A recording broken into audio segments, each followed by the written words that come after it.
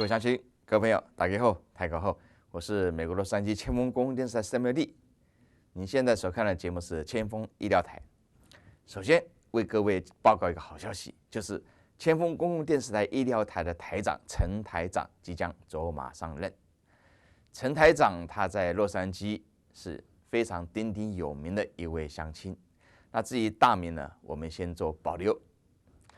等哪一天我们亲自访问他的时候，你就知道陈台长是何许人了。不过，假如您对很多医学论坛啊，或是医师协会活动不陌生的话，通常你可以看到陈台长拿了一个相机或者是 iPhone 到处的拍，碰到不认识的人呢，他就会拿出来好好记下您的大名。他是一个非常非常热忱、充满了干劲的一位我们的资深的乡亲。他本身也是医师，所以呢，由他来主持医疗台这个台长这个位置呢，我个人觉得是相得益彰，而且我个人深深的相信，有在陈医师的指导下，医疗台这个节目会有非常非常大的发展，而且他会告诉各位，如何利用医学的知识来保养您的身体，相信很重要吧？所以医疗他的人脉呢，他可以邀请好多科的医师来上我们的节目。大家都知道，台美人当医师是不在少数哦，真的不在少数。因为在我们台湾的传统里面啊，男的就要念医学院，对不对？女的呢就要进音乐系，音乐系毕业以后呢，就拿了浓厚的嫁妆，重重嫁妆，嫁给医生啊。这个本人深受其害，我跟你说。先我认识一位念音乐，动物大学念音乐一个女孩子，交情还不错，但是她爸爸一定要她嫁给医生，所以呢，当我帮她把这个硕士论文结束完以后，我就跟她sayonara了 ，OK， 深受其害啊。所以呢，当医生实在是有很多的好处啊。所以呢 ，NATMA 就是北美洲台湾人医师协会，它有个 Forum， 这次 Forum 呢特别办了一个这个演讲，叫做如何有效的申请医学院。主持人是大家都很熟的林荣松医师。林荣松医师经常在我们政治台出现啊，这次他出现在医疗台，他非常有计划的把所有的这个 forum 主持的井井有条，所以之后我个人就不再跟你讲这个主题什么那个主题什么，因为林医师呢把它弄得非常的有组织而且他每次的串场呢都非常好，他非常了解大家想要知道什么。所以他经常是当作一个不懂的听众来提问题，来问台上那么多台美人第二代的年轻医师，这是很特殊吧？他为什么请台美人第二代年轻医师呢？因为台美人年轻医师他是经历过各种不同的考试上去的。各位还知道吗？美国大学念完可以念医学院，同时你也知道吗？美国也有7年制的呀，也有8年制的，也有这种7、8年制的医学院呢，有哦，但是它有条件限制啊。那假如你在美国，不太好申请医师，你想到国外念医师再回来的话，那又怎么办？林荣医师呢，他请了这些台美的第二代呢，他都有一个完整的答案来告诉你们所以呢，不论是您或是父母亲想要您的孩子进入医学院，这次的演讲必须好好的听下去，保证您会有收获。那为了您能够一气呵成，我们不做任何的剪接也不把它分段播出。虽然林医师他把它分了好几段，很有秩序的，为了应付 YouTube 15分钟的一种播出。不过我们千锋公共电视台是不受限制的我们可以从头播到尾所以呢，请各位好好的来学习如何有效的申请美国的医学院。以下我就请大家好好来学习。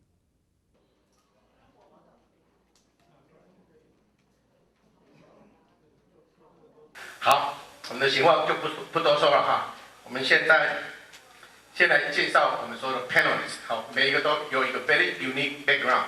那希望他们能够讲他们是高中在哪里。这边是高中生的，请举手。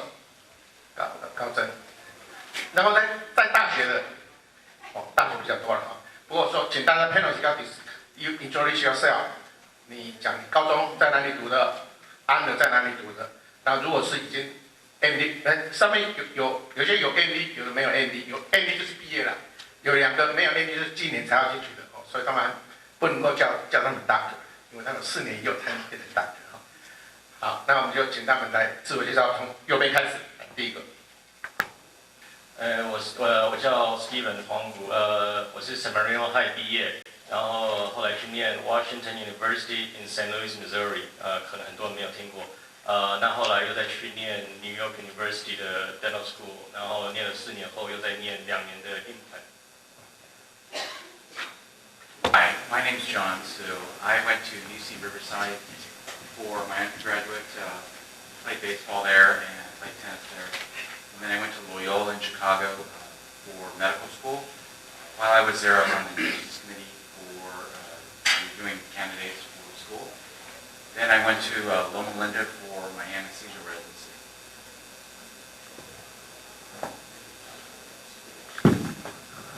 Okay, I'm Anthony Chen. I'm one of the DO members here. Most already know. I'll be explaining that later. But I grew up here. I went to high school at Mark Keppel in Alhambra. I went to UCLA for college. I'm actually also a podiatrist, so I went to Barry University in Florida and got my DO at Nova Southeastern University in Fort Lauderdale. And currently I'm a pathologist. Hi, I'm Kevin Lin. I went to Poway High School in San Diego, and I'm currently a 4th year at UCSD, finishing up this year. And next year I'll be headed to University of Pennsylvania Dental School. Hi, I'm Deborah Liu. I just graduated from Diamond Bar High School this year. And next year I will be going to the University of Kentucky for the 7-year medical program. 好，这是我们今天 very unique 的那个 panelist 每位的演讲者。那去年我们医师协会也办了1次，不过上一次办的是主要都是在加州医学院毕业生，好像 Stanford 像那个 UCLA， 像 USC。那我们今天就不要找我们州内的，我们找州外的，因为很多人在州内还是很难申请，所以我们今天的discussion 跟去年是不太一样。那么接下去请我们的南教授工会的会长黄文谷牙医师来欢迎大家。我代表那个南加州分会，那感谢大家今天参加。最主要要感谢林荣松林医师，他是我们南加州非常有名的麻醉科医生，他是老一辈的医生。那因为他以前把钱赚太多了，所以现在有很多 health reform， 所以现在进去医学院可能钱会赚少一点。那还要感谢我们的 Dr. Anthony Chen， 那也是他们2个一起精心筹划。那最主要是感谢另外3位的 panelists， 还有大家参加。那我们 NATMA 呢是一个在南加州有500多位会员的分会，那全美国有1500个。那我们做很多义诊，就像刚刚林医师提到的，有去瓜地马拉，那还有就是像我们在台湾会馆有时候也会做一些义诊。谢谢。哦，就讲公正的就对了，大家都卖做啦吼。作为生活人去做这利益可高的代志啊。那这一次这个 forum 哈，那除了我们那个南加州工会来主办以外，我们还感谢这个台湾会馆提供这么好的场地，让我们这个有机会大家互相来讨论这样子。还有当然感谢我们这些 panelists， 其实他们也是很忙哈，因为他们还年轻哦，需要交男女朋友，要时间去约会，但是把星期六这么重要的时间拨给这个 NATMA 哈，真的对他们很感谢。好，那我们节目就正式就开始了哈。那今天的主题就是说如何进入医学院或是牙医学院哈。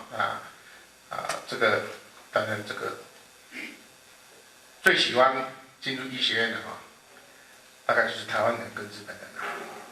你知道吗？台湾人从我在台湾读书，大概50年以来，大专联考一次决定你的命运，第一志愿就是台大医学院，到现在50年都没有改。然后日本的东京大学，东大第一志愿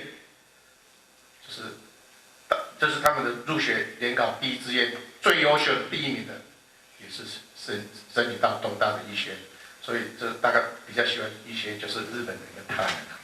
好，我们来看一下现在美国的情况怎么样子。我到下面去哈。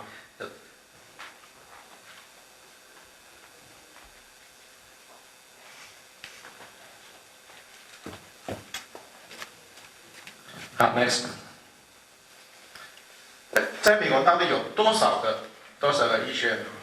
好，大家数据上面都有，160个医学院哈，有134个所谓 MD degree 的 school， 有26个 DO school， 然后申请的人跟录取的比例只有43%，就是2个里面不到1个被录取，而且申请的人跟被选上的其实分数不是差很多，大家都看到哈。大家知道最2个考试就是 MCAT 跟你的 GPA 哈，那你看就只有差1分多，那这个 MCAT 就差2、3分啊。其实申请的都已经很优秀的，但是即使很优秀，你的 competition 还是很大哈。等一下我们再等一下问所有的 panelists， 这2个，我说申请医学院啊，跟台湾的相亲有一点像哈。台湾的对看的，在美国这个相亲比较少哈。这个进医学就跟台湾的相亲一样，你先把你的资料，你读什么学校，你家庭的背景怎么样，先拿给对方看，有介喜不喜欢？喜欢你可能第一趟你就被刷掉了啊，就好像医学院一样，你可能 MK 跟你的 GPA 看了以后，你就当然就是怕出去狼啊我你就没有机会了。有机会再来 interview， 再来慢慢看。但是也不是说你分数都很好的一定上去，就像相亲一样，你虽然长得不太怎么样子，也没有只有读高中、初中，但是你可能家财万贯哦，有点赞，所以你被选上也不一定哦。其实 factor 很多，不过就好像相亲一样 ，MCAT 跟 GPA 就是你的 first screening， 啊，这一关没有过就没有 interview， 就没有机会了哈。那好，这个是申请的跟那个对这个注册入学的哈。来 next， 那你说很奇怪，如果其实在这个 range 的人最多，因为这是刚刚好的，因为很差的大概不会去申请，很好的其实也不多，一般的都是差不多是这样子了哈。这一种分数，怎么有的人是 50-50？ 奇怪，我跟李医师的这分数都差不多在这里，怎么他进去我没进去？这里面就有趣。那今天就是主要教你什么，在 50-50 的时候帮你进去，结果我进去，结果他没进去，就是今天的 program。所以今天的 seminar， 今天的 forum， 只要帮助里面的1-2个人进入医学院，我们就有觉得，我们希望很多人来参加我们的真的。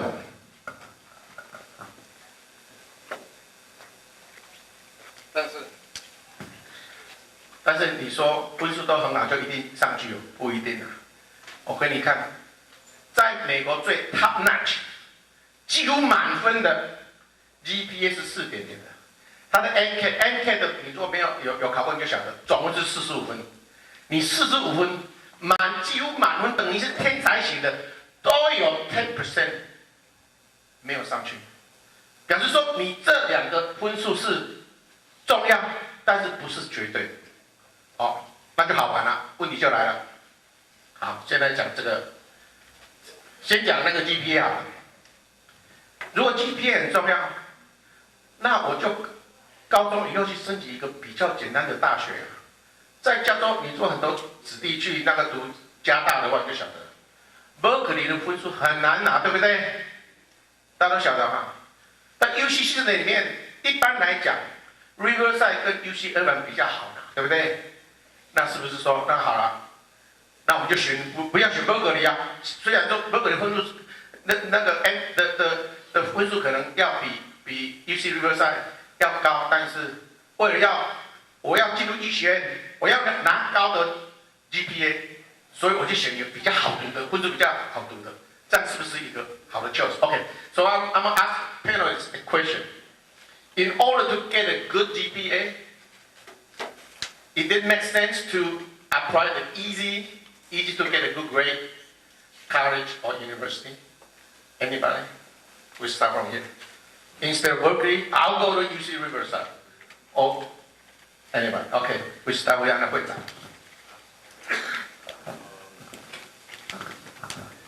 I don't think it. Well, I mean, schools do matter. Schools do matter. If you have if you go to a good school, you get terrible grades, they still value, they know that you're competing with your peers. So I think it still matters. Okay, anybody? 只要你想不要讲，因为用班这些 application 的 review 好这 conclusion. Okay, my question is, why don't you get a university easy to get a good grade? How about Kevin? What do you think? Does that make difference?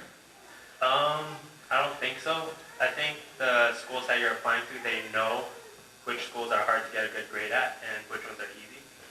So they'll kind of take that into account when they're looking at your GPA.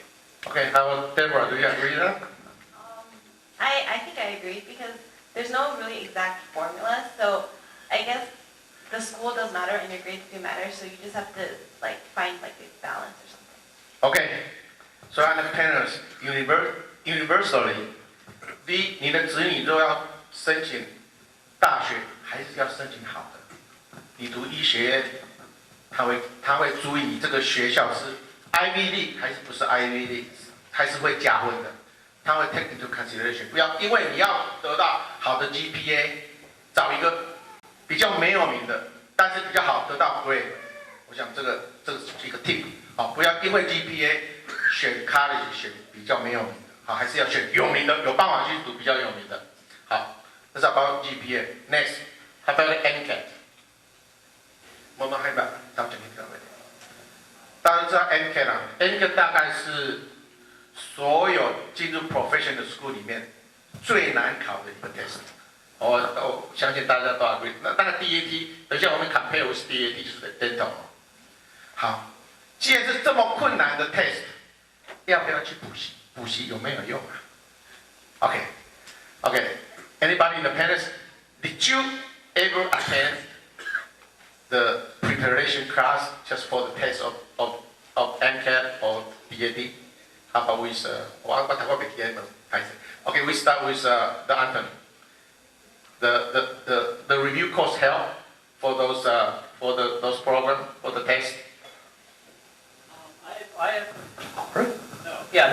I took a review course. I think probably in my sophomore and junior years of college, and I think it just helps you to focus all the information that you learned in school. Because I think what happens in school, in college, you're given this general education, and a lot of the information isn't really practical to what they're being tested on. And so I think these test prep courses actually help you focus with which information you need to know for the test itself, and then you don't really need to focus on all the other extraneous stuff that you've been learning.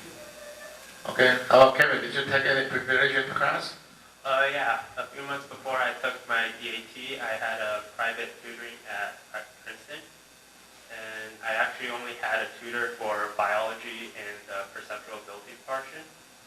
And I think the most useful part that I got from it was which subjects and topics to focus on. But otherwise, I think the most important part of preparing for these tests is to have a good background. And when you're reviewing, you just brush up on stuff.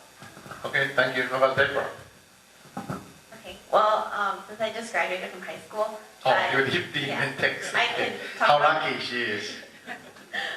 I guess I can talk about the SAT. So I took the SAT during my junior year, and the summer before I did take preparation classes. And like the other panelists, I agree because the classes, they teach you what's commonly found on the test. And if you study by yourself, you might not get all the tips that they know. And because they're professionals, they know what's really common, and they've seen a lot of tests, so I think it really does help. And then the conclusion also very unanimous. Still recommend you take a review course.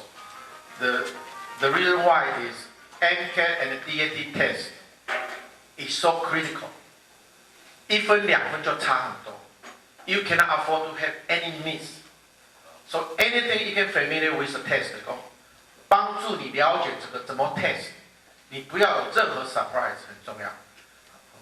我今天应该要找几个 sponsor 那个专门在补习班来做 sponsor， 因为每一个都站着说应该要去补一下，还是比较会对自己比较有自信。OK，next，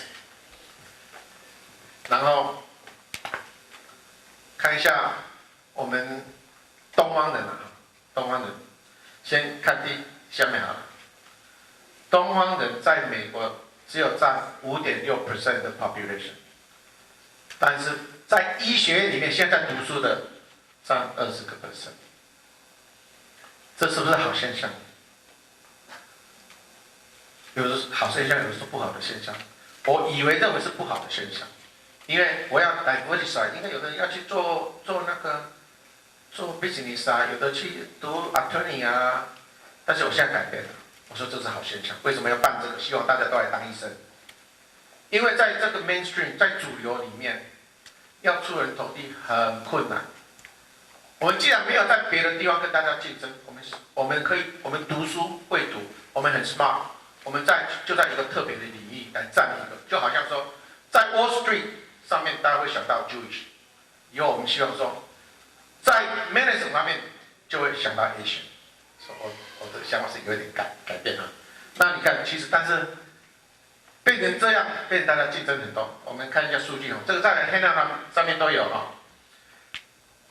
你说 GPA 一般的，大概白人比较打好 ，GPA 比较好拿。但是你看考试一般来讲 ，Hispanic 29分就可以上了 ，Black 26就上了，白人30分就上了。我们 Asian 要增加，要32.3，要考那么高的分数，才有办法进去。其实对我们不太公平。Next， 不止这样子。在加州人对我们更不公平，为什么 ？More applicant， 这个你看，亚洲人申请医学院最多的也是在加州，在 Berkeley 这个学校有754人要申请医学院，其中有485个是 Asian， 会读书的都是 Asian， 在加州啊，那其他就。再看了哈 ，UC Berkeley、UCLA、UCSD、UC Davis 是前面7个东方人申请医学最多的都在加州，所以我们有更多的竞争者。Next， 但是我们的医学有多少呢？加州的人口在美国是占第1位的 ，population number 1， 但是只有9个医学院，医学进去只有收1113个学生。好，然后我们来看第7名的 Ohio， 它人口不到我们1/3啊，它医学院可以有1929人进去啊，这样有没有公平啊？不公平嘛？那你叫我们加州的好的学生要到哪里去找医学院呢？太不公平了。我们加州人口这么多，医学院的spot这么好，但是只有一个 good news， 你只要进去，你就可以回到加州来，因为你毕业以后，在加州你当住院医生，就说你要找科了哈，你要当内科、外科、小儿科、妇产科什么，就有2574个 opening， 所以几乎到国外，不是国外了，外州去读医学院的。大部分都可以再回到我们这个美丽、这个气候最好的加州，在这边 training， 然后在这边开业。所以只要怕你不进去，有进去你就有机会。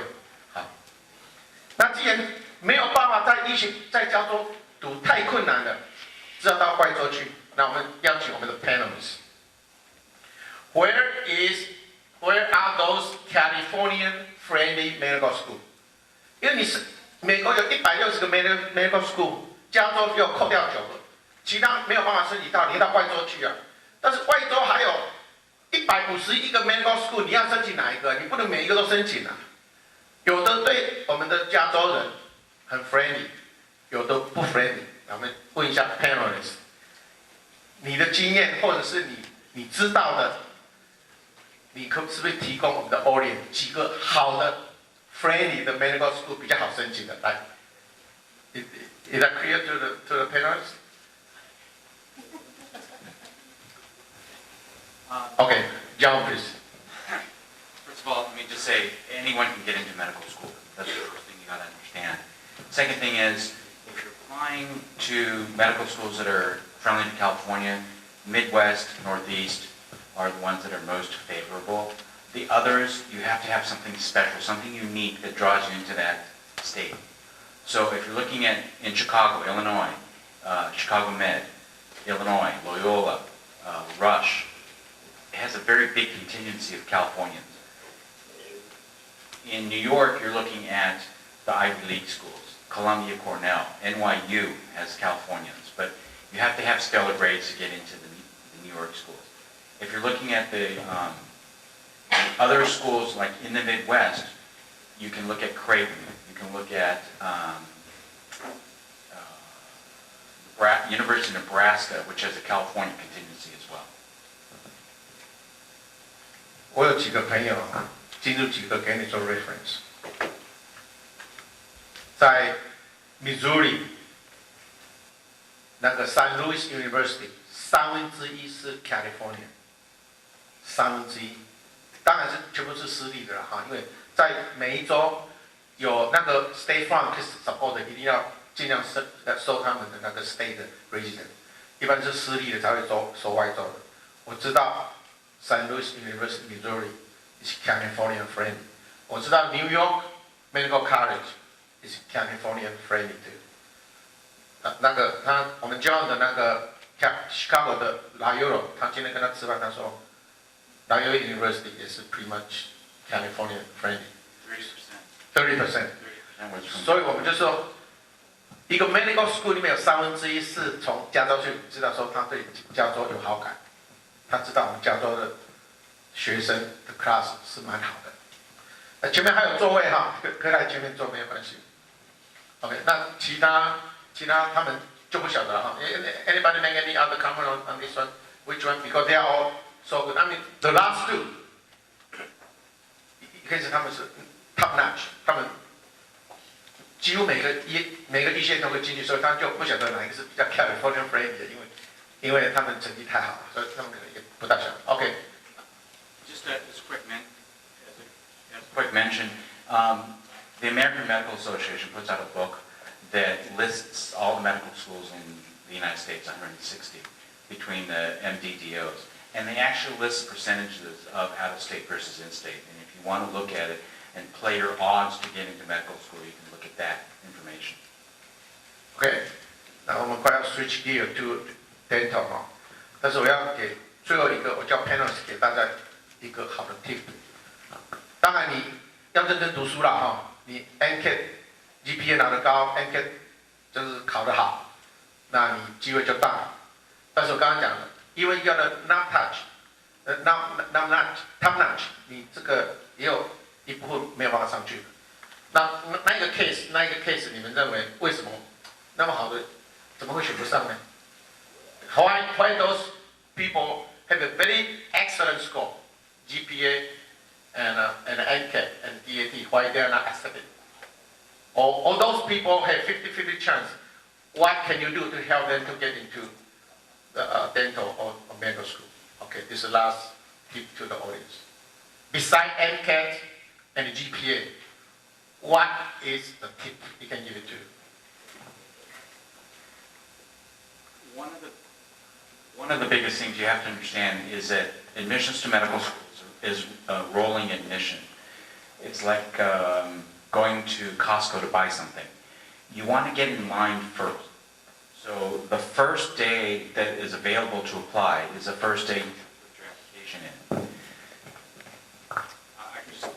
Can everyone hear me? Okay. Right. Basically, it's a rolling admissions process. For my class, when I look at probably 8,000 applications as a group. So that means if I look at application number 7999, I'm pretty tired. If I look at application number 1, I'm going to look at it with more emphasis. So you want to apply early. You have to be very compulsive to get your application in on time. That's number 1.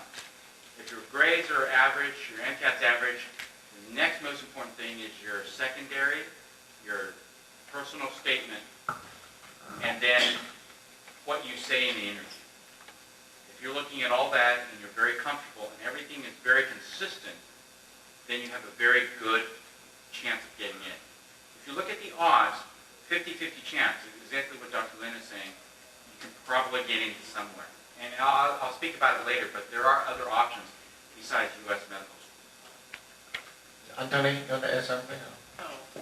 Yeah, one thing to know is, I think, and this is just from talking to other people, is I guess the applicants also need to be realistic.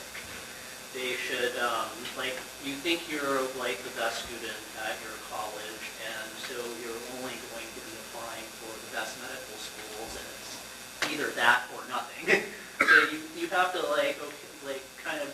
you just have to realize, okay, if you want to go to medical school, you can probably go to any of them. The training, yes, there is a variety of training, but when you graduate, you're going to be an MD, and you're likely going to be able to do the specialty that you want. And so if your ultimate goal is to be an MD, you kind of have to adjust your expectations.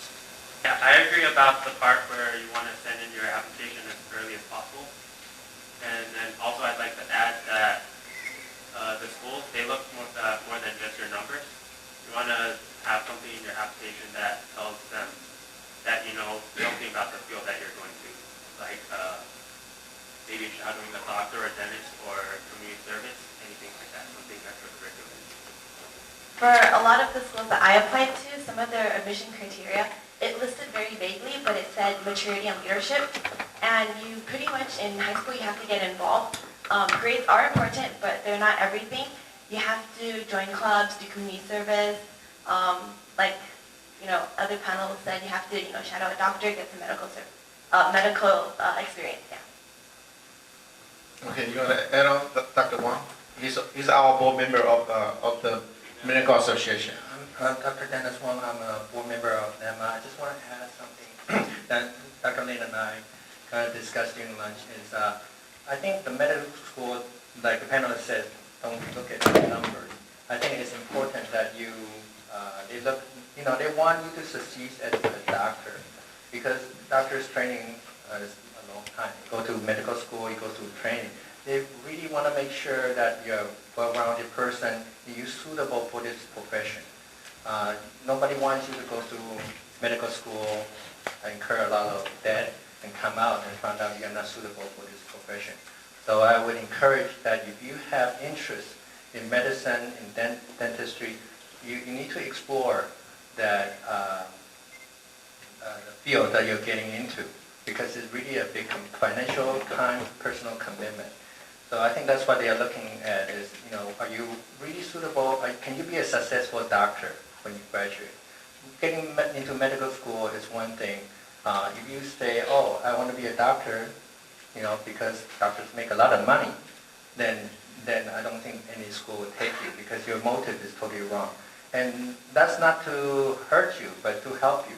Because if you think that you're getting into a profession just for money, you'll be very disappointed, and it will be a disservice not only to yourself, your family, but also to your patient. So I want to emphasize that point. I think we all agree on that. Yeah, thank you, Dr. Wang. Nobody answered my question. That's a top-notch one. This is a real case.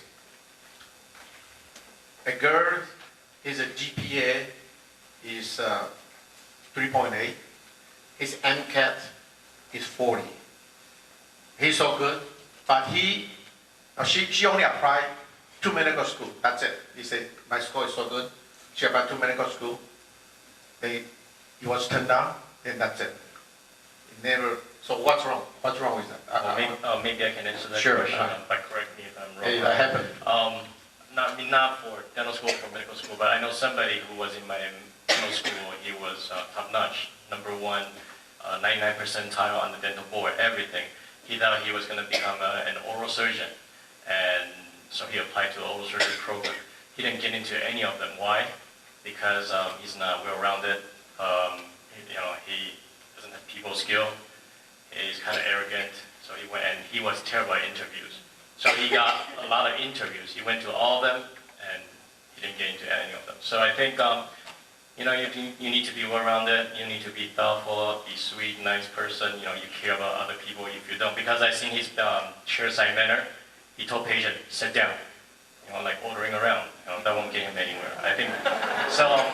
I think that matters. You know, so you know, I mean, being a doctor is not everything. That's how.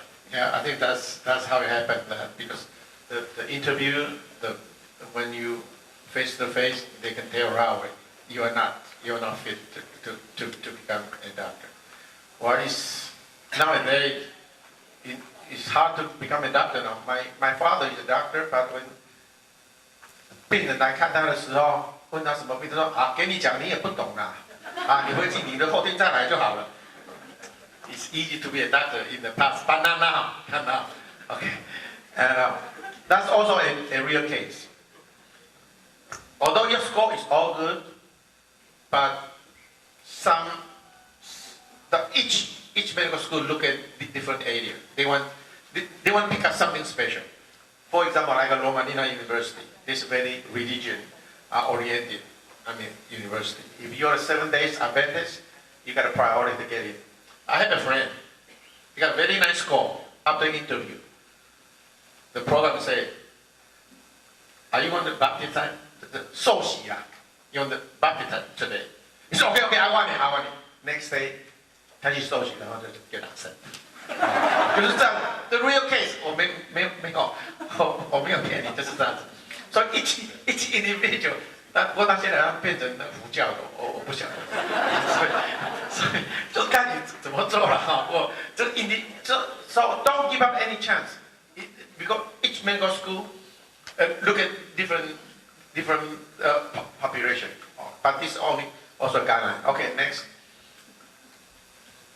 Oh, this we might talk about this. Be a doctor may not be a good choice now. Maybe later on we'll discuss that. Somebody, next. 当然不能说全部没有看钱，还是要看一下钱了哈。当 medical school 现在做当医生哈，从15万到30万，差不多是这样子。好，所以其实也 it's not a lot of money. Maybe have an easy life, but maybe live in the nice neighborhood, but it's not a lot of money. So maybe somebody say maybe it's nice to become a dentist now. Dentist is better than a doctor now. So we're gonna switch gear. 现在换到那个牙医的部分哈，因为 switch gear 到 dentist 是不是一个更好？现在来讲是更好的那个的 occupation， 因为在台湾现在牙医也是 very hard。OK， 大家好。我牙医现在比较好，是因为我们有一个优点，有一个缺点因为病人不会过世的，没有生死的问题，那是优点，是缺点的，因为病人永远都是活着，所以会回来 complain。Anyway， 我是说真的，我们先看 slide 好，看我再讲。我查一下，我们现在因为我申请dental school was a long time ago, so I have to do some research. If you ask me a lot of questions, I don't really know all the answers. So right now we have a total of 62 dental schools, and in 2011,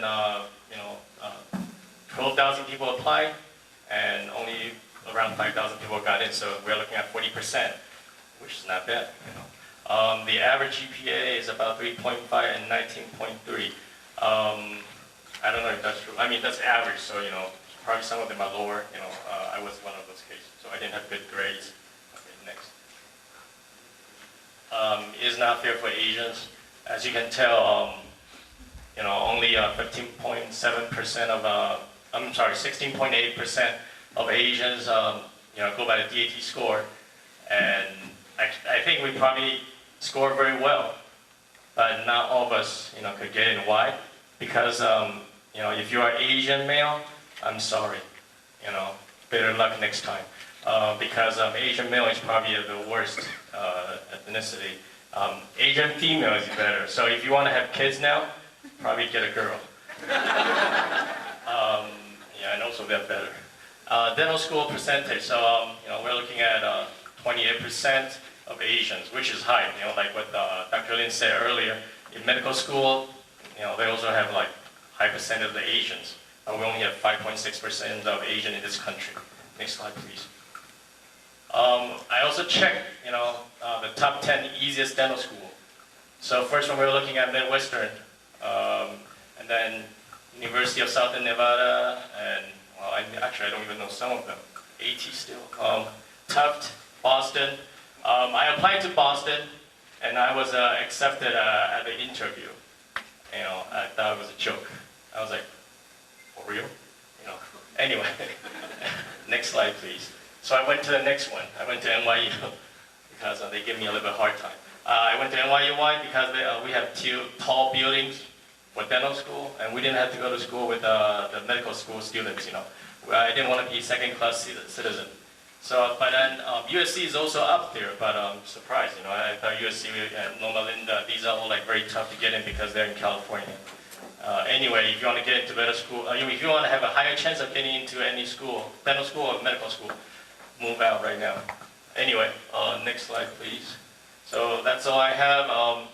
I just want to tell you, actually, when I went to college, I started with pre-med because my mom always told me, to be a medical doctor. I was like, okay, I'll try. I come from a business family, so I always wanted to be a businessman.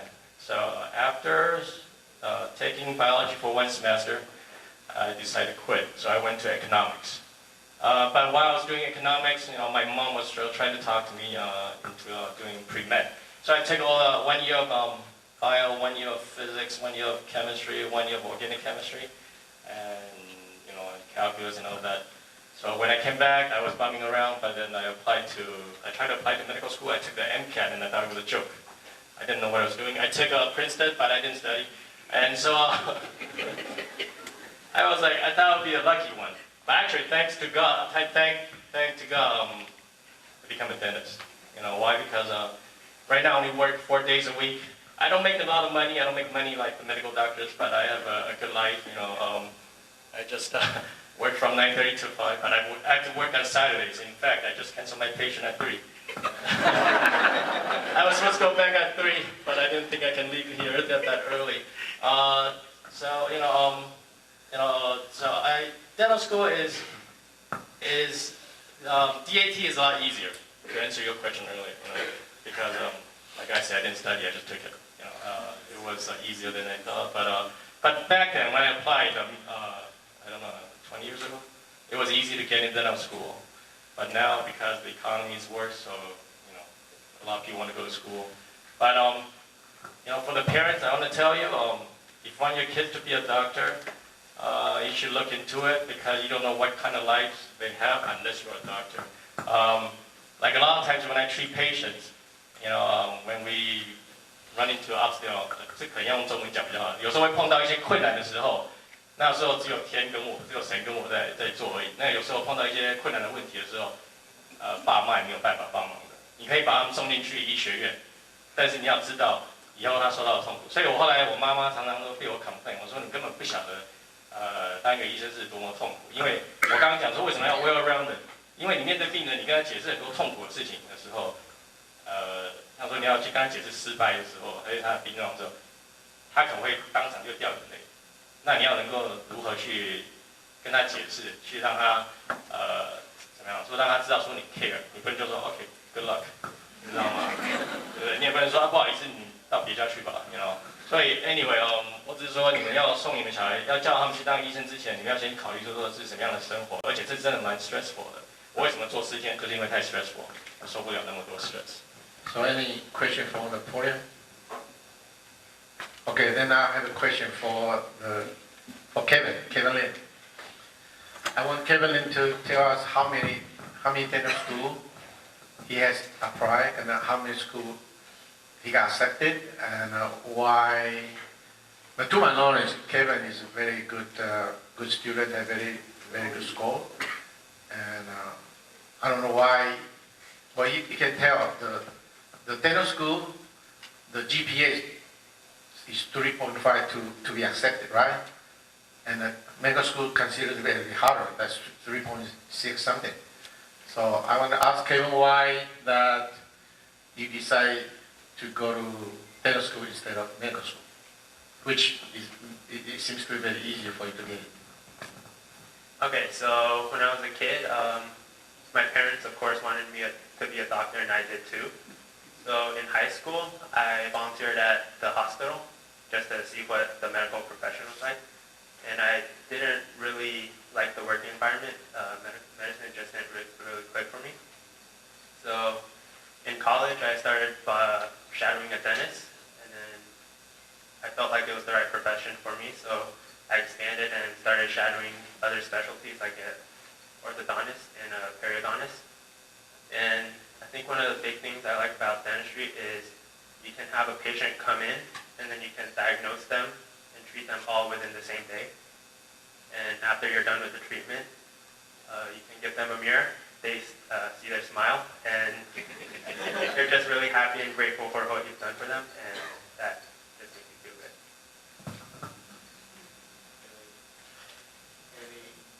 Any question? Any question for dental part? No? I thought John, you want to say how good the dentist is. Okay. All right. Where I live now, the people who have the boats and the planes, the doctors, they're the dentists. They play golf better than I do because they have more time. Doctors right now, with healthcare reform, it's really difficult. The horizon is difficult. 50% of the people who are in practice now think about retirement soon. So it's a little bit more difficult. I actually, as I sit here today, and I think about my future, what could have been when I was back then in college, 30 years ago, had I known that dentistry was going to be the way it is today, I actually think for my lifestyle and the way I want to present and be with my family, be with my children, I think dentistry would have been a very good option.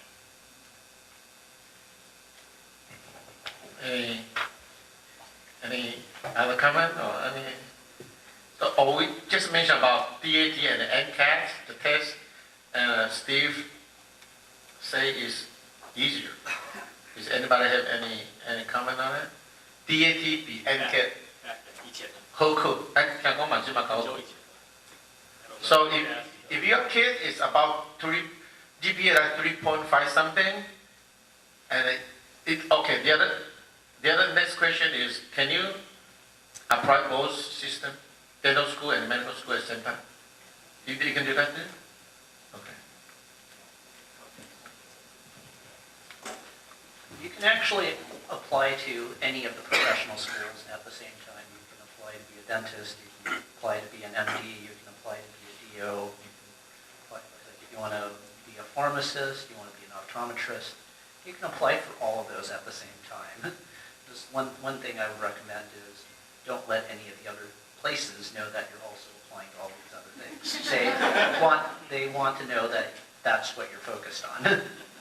So that's just one piece of advice.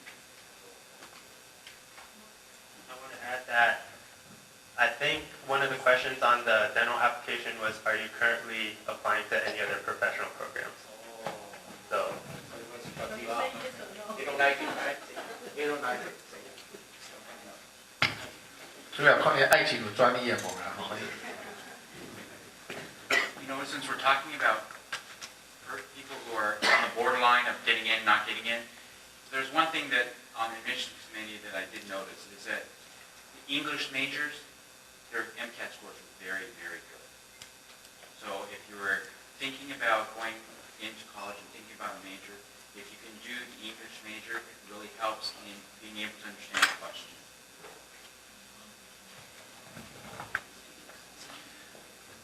我知道现在牙科很好，因为很多朋友啊，他的儿子跟女儿都是接下去当牙科了哈。所以我是认为牙科应该是很好的 future. You have a good vision.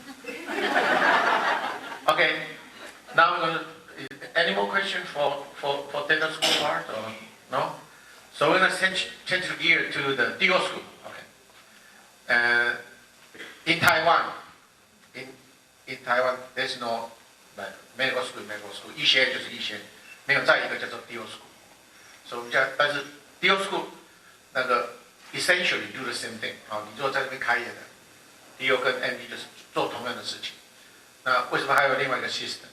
那它的背景怎么样子？那它的有关它的事情，现在我们请我们里面唯一的 DO， 那个 Anthony Chen 来做 presentation。Yeah, I'll be covering the osteopathic schools. How many of you are actually familiar with the osteopathic schools? Anybody in the audience? Is anyone considering applying? A couple of you. Next slide. Yeah, okay, so I think as opposed to medical schools, I know there's been some increase in the number of medical schools in the past 10 years. The number of DO schools is actually increasing a lot more rapidly. I think when I went to school there were 19, now there's 30, and the number is still getting higher as there are some schools that have just opened and are towards getting their accreditation. I think in California here we have 2 schools, one in Pomona and another one in the Bay Area. And for those of you that want to stay on the West Coast, I think there are schools in Nevada, in the Las Vegas area, another one in Arizona. I think there's a new school opening in Oregon, and there's a school in Washington State. And so I think applying to DO school, one thing you need to consider, and for some of you it might be kind of early, is if you have an idea what sort of specialty you want to go to in the future. If you want to do primary care, whether it be family medicine, internal medicine, pediatrics, DO school might be a good choice, because I think a lot of the students from DO schools, I think in my class it was about 2/3 went into a primary care specialty, and a lot of them that's kind of the goal of the school. And so one of the advantages of applying to a DO school is when it comes time to apply for residencies, you can apply for both MD and DO residencies. So the MD residencies are they're overseen by JCO, and the DO residencies are overseen by the AOA, the American Osteopathic Association. So you can actually apply to both sets of residencies. You obviously won't be able to get a residency in both and choose between the two, but when you're applying, you apply to both. I think the DO match comes out earlier, so if you get a position, then you have to withdraw yourself from the MD match. And I guess since it's a rapidly growing field and there aren't residency spots available for all the graduates, and I think that's why that system is kind of built in there. Next slide. So in comparing the 2 schools, the first year you are doing your basic sciences, so you're in the classroom mostly, and for the most part, aside from a few courses, most of them are similar to what you would be getting in an MD school, and there are several schools in the country. I think Michigan State is one of them, where they actually have both DO and MD programs there. And then your second 2 years, which are your 3rd and 4th years, you're doing your clinical rotations, which is very similar to your MD schools. And in my school in particular, you were expected to do 3 years of rural medicine.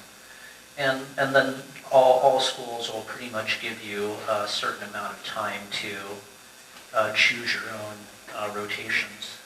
Say if you do end up going to school out of state, you can choose to do some rotations back at home. So one thing to remember about osteopathic medicine, it's a different philosophy of medicine, and that's why it's different from the MDs or allopathic medicine. And so there's kind of these 4 tenets here. So I think the way, at least as a DO, when you think of an MD, most of them, this is just a broad generalization, if you go to an MD with a certain condition, they're just going to throw some medicine at it to help make you better. They don't really look for, so they're just treating the symptom. They're not necessarily going to see what's causing that.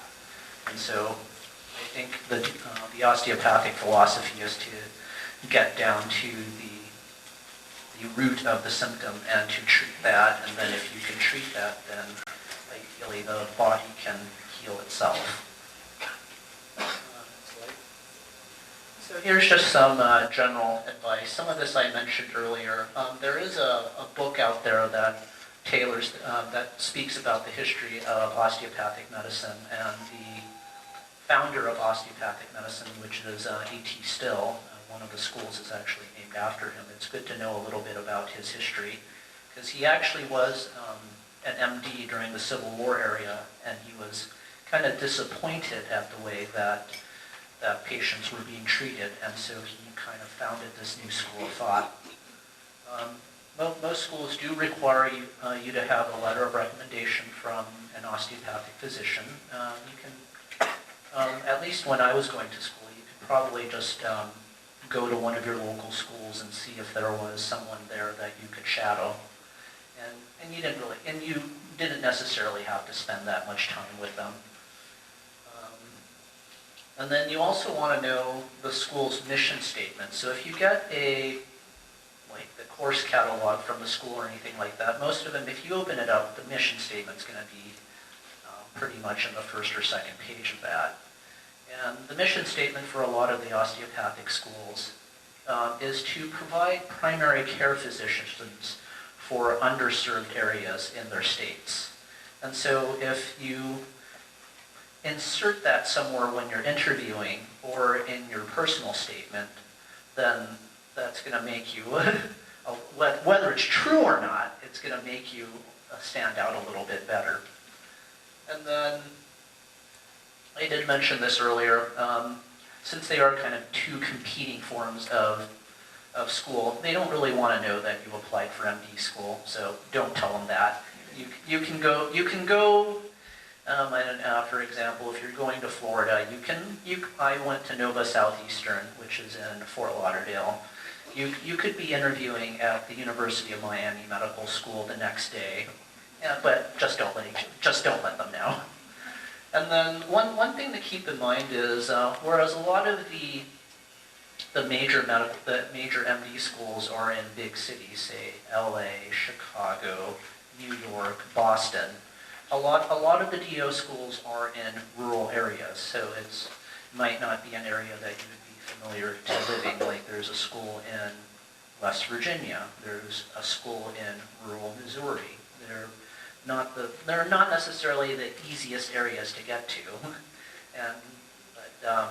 but the purpose of the school is to treat the patients that are in those areas.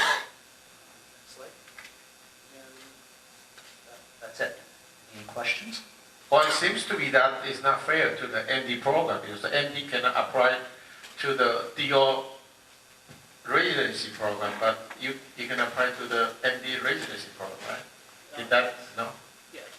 MD can apply to MD, US senior can apply to the DO program?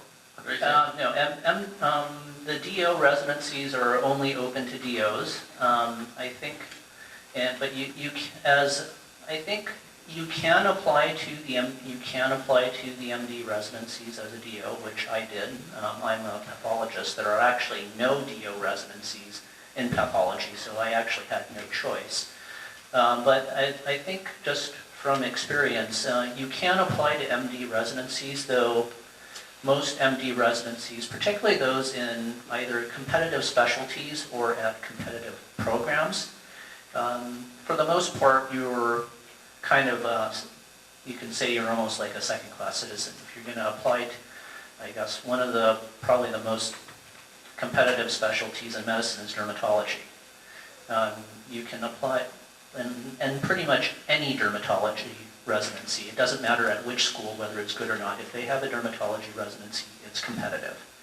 So if you're going to apply as a DO, you're likely not going to get a program regardless of how well you did in school. And so the only way that a DO is probably going to do dermatology is to do a DO residency. And there are also certain specialties where there are very few residency positions for DO. One that I can think of is radiology. which was one of the areas I was considering after medical school. I think when I was applying, there were no residency programs west of Oklahoma. So if you wanted to come back to California, you would have to do an MD program. So there are pluses and minuses. Anybody in the panel? I have a question. 就是台湾没有这个 DO 的 degree， 所以有一次回去，人家问说 DO 是什么？他说啊 ，DO 都是接骨师那种的啦，osteopath 有东西接骨的接骨师啦。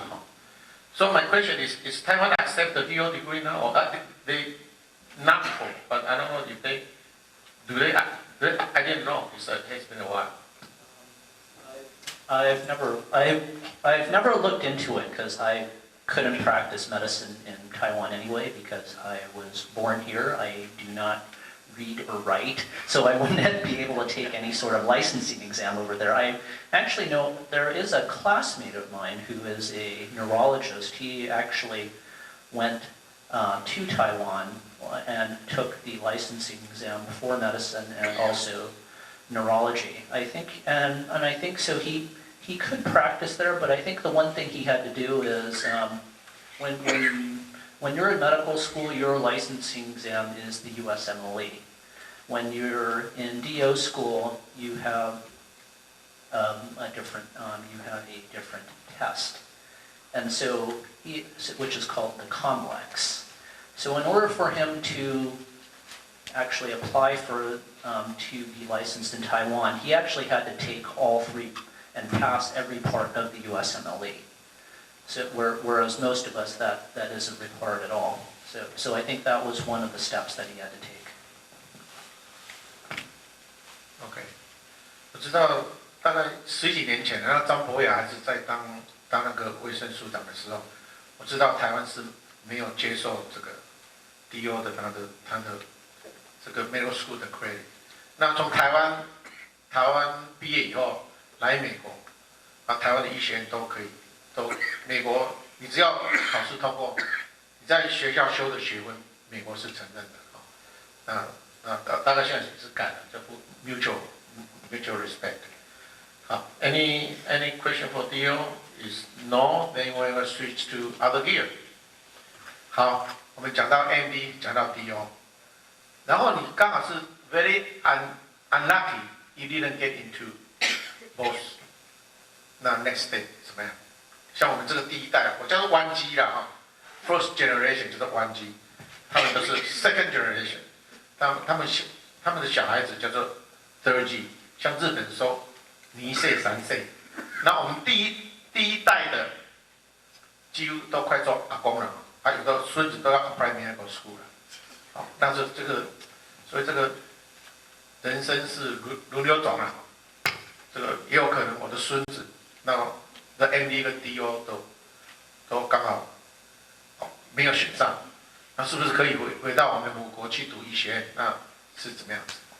那我们那个 John Shu 他有在 review 这个，他是那个 program 的 reviewer， 所以他蛮清楚这个 system。那我们的 last session 就请我们的那个 John 来讲一下，如果美国都没有进，国外的情况怎么样子 ？OK， John please。No, you don't have PowerPoint, you just say it. I'm sorry, I don't have PowerPoint. Let me go over a couple things about U.S. medical schools first. Actually, U.S. medical students have to pass the USMLE as well. There's 3 steps. My niece just recently graduated from medical school. She's from Taiwan. She came here and she went to Wayne State in Detroit. As far as medical schools itself, let's say you apply and your grades are average, your MCAT score is average, and you apply in 1 year and you don't get in. Usually in that situation, you want to do something different, either get a master's, go do the Peace Corps, go do something different, unique, to get you noticed, to get you more unique. Second thing you should do is probably get a consultant to help you figure out what about your grades, what about your secondaries that makes you not acceptable. One of the things most people don't understand is this rolling admission process. You really need to get that in on the first day, because they look at your application the first time, and as you look after you look after 5,000 applications, if you don't stand out completely, it's just tossed. So that's the second most important thing. After, let's say, the third year, and you still have the burning desire to be a doctor, and you don't get into U.S. medical schools, going abroad is an option. Going to Mexico, going to the Caribbean, going to Taiwan. Actually, my son just got admitted to Kaohsiung Medical School. He speaks Chinese, he writes Chinese. One thing to say right off the bat is that if you're going abroad, you need to understand that you need to have a broad appeal. You need to understand that you are going to be put in situations that are going to be very difficult. I have a friend who went to, she's Korean, she went to Israel for medical school, and that program is very, very strong. But she comes back, and most of the foreign students that come back actually come back stronger. They're more unique in terms of practicing medicine because they're able to take all the situation in and pick out what's important and then act upon it. So if you're going to go abroad and you really have a desire, it's okay. You can still make it back to the United States. But if you don't, that's okay too, because what you really want to do is become a doctor. And as long as you really want to become a doctor, that's okay. Being a doctor is very nice. You can make a living, you can be happy, even though everything I've said before, it's difficult to practice. So let's go through the different areas of the world. For Taiwan, Kaohsiung Medical University has an international program. 10 students get in. It's taught in Chinese, but the textbooks are in English. Their sister schools are Harvard and Duke. So you actually get to go to Taiwan Medical School, and you can go to Harvard and Duke, which is very good. Top schools in the country. Then if you can't read Chinese and you can't write Chinese, perhaps you want to do something in Spanish. There's a lot of students who actually go to Guadalajara. A little bit more expensive. Taiwan is very inexpensive. Guadalajara, you have to speak Spanish. A lot of people go to Guadalajara and do what's called the fifth pathway. They go for 2 years in Guadalajara, 3 years at New York Med or an associated medical school that's associated with the fifth pathway. You can also go to the Caribbean. The Caribbean medical schools are a little bit more expensive, harder to come back to the United States. Most of the curriculum over there, 2 years. They're retired U.S. medical school professors. So if I retire, go to the Caribbean. It would be reasonable to do. There are U.S. doctors that are making the application process, teaching U.S. medical students to come back to the United States. Their schools are associated with U.S. medical schools as well. If you go to another school such as Italy, France, Israel, you can get a very good education. But coming back in the United States, you have to make the transition. You have to understand the way medicine is practiced in the United States is a little bit more stringent. Out there, if you're older, they may let you pass, meaning they may not treat you as compulsively as they do in the United States. A person who's 90, the United States physicians feel that no one should die under their watch. If you're 90, we feel that we can save you. In the Caribbean, in the other places, they may not feel that a 90-year-old is worth saving. So there's a little bit of a difference in the philosophy of medicine. Overall, very reasonable to go out of the country.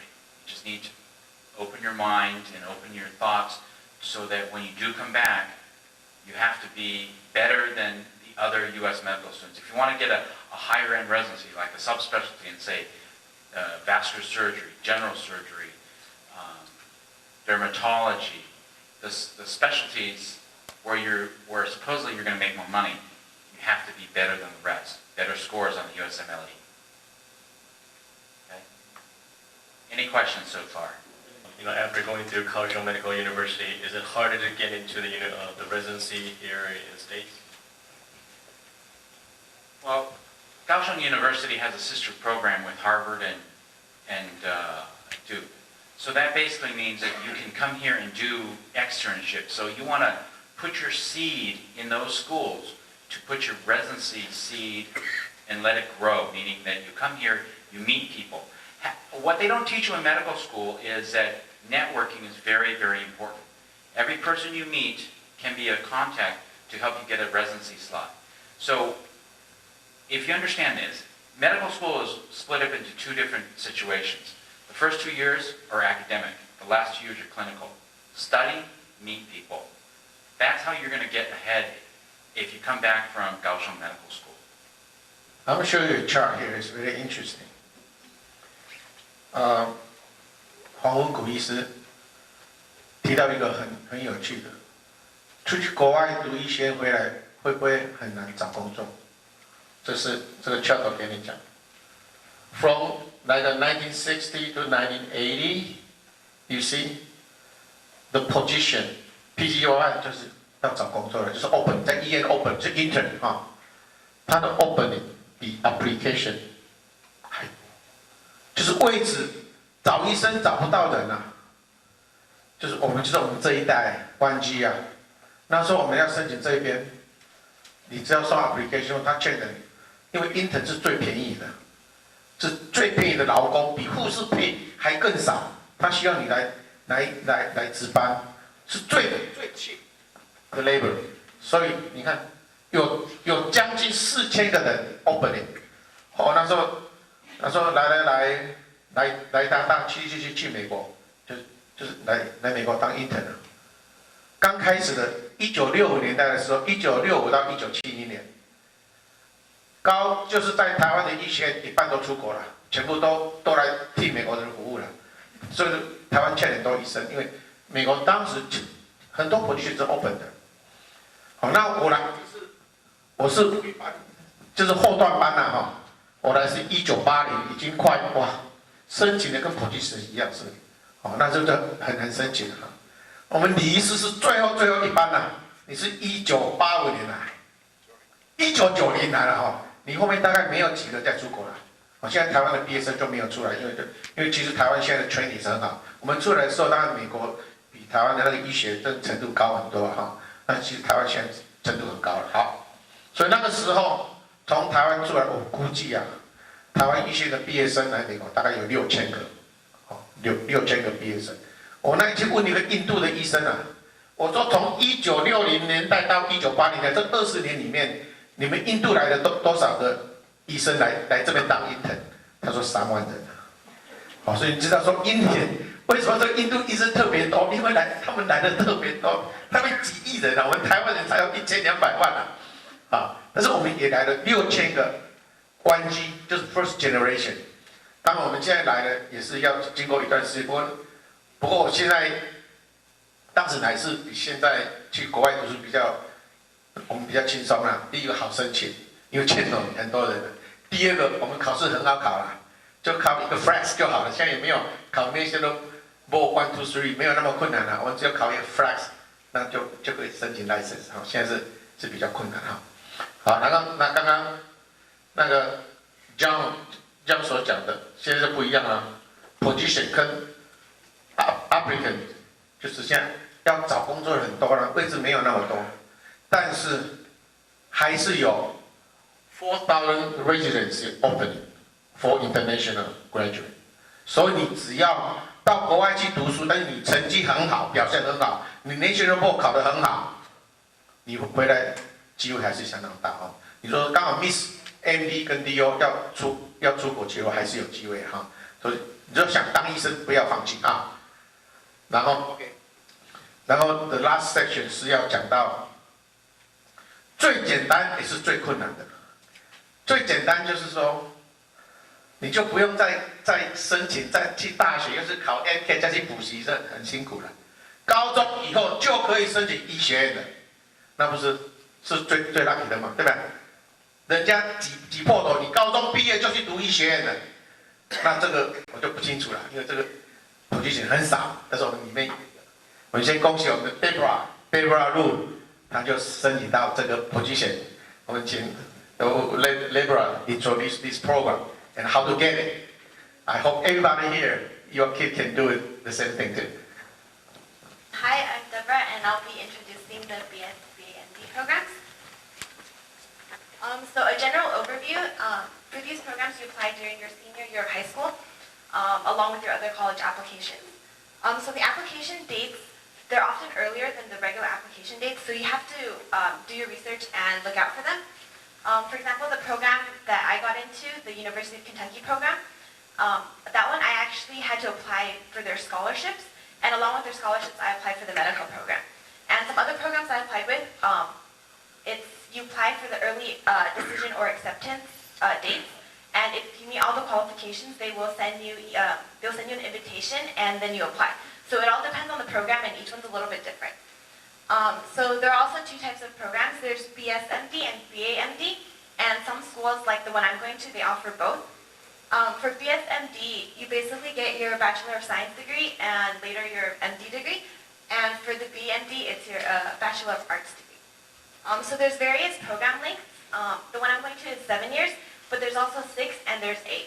The 6 and 7 year programs are intended for acceleration, so if you want to reach your goal faster. And a lot of the 8 year, or all of the 8 year programs actually, they're actually intended for enrichment. They want you to explore other areas because they know you're interested in science already, so they'll suggest taking up an art or getting a Bachelor of Arts degree. And there's also different requirements for each program. Some will not require you to take the MCAT, but some still will. And there's also different GPA requirements. One of my friends is going to a program and his GPA requirement is 3.8, but my program is 3.5, so it all depends on the program. Okay, so a little bit of my application as an example. So I applied to 8 programs and I was offered interviews by 3, and I was waitlisted for 1. So the first interview offer that I got was for Baylor University, and this one, 120 interviewees actually went, and out of the 124 made it. The second program was NeoMed, which is the Northeastern Ohio Medical University, and this was a 6-year program. This one, some programs favor students from their area, so the Ohio one takes 90% Ohio students and 10% out-of-state students. And I also got an interview for the University of Kentucky, which is a 7-year program that I did get accepted into. So besides that, I also got into other schools such as UC Berkeley, UCLA, and UCSD. And for the University of Kentucky, I received a presidential non-resident scholarship covering the full tuition for 4 years, and that's $75,000. Okay, so the stats for the University of Kentucky. When I went for an interview, they told me that out of all the students who applied, 140 met the requirements, which I'll talk about in a moment. Out of the 140, 20 got interviewed, and 5 would be accepted. So for the admission criteria, they want a minimum of 3.75 GPA, unweighted GPA. But for those accepted last year, all the students had a 4.0 unweighted GPA in high school. The average, or the minimum ACT score is a 31, and SAT score is 1360. Oh, and that's only the math and critical reading sections. For my school, they didn't take into account the writing section, but some other schools do. So the interview process is actually really important. They don't just want to read about you on paper. They actually want to see you as an actual person. So some basic questions. They will ask you, how did you develop an interest in medicine, and what other interests would you pursue if you cannot get into medical school? Some other ones are, what are the best and worst decisions you have made, and they will take out your resume and they will ask you certain aspects. So if you participated in a volunteering program, they will ask you how your experience was, or any other cool incidents or anything unique that happened. Besides those, you have to be prepared for random questions. So they asked me what I like to do for fun, and what my favorite hobby is, what my favorite book is, and what my favorite movie is. So some tips for the interview process: you have to maintain eye contact.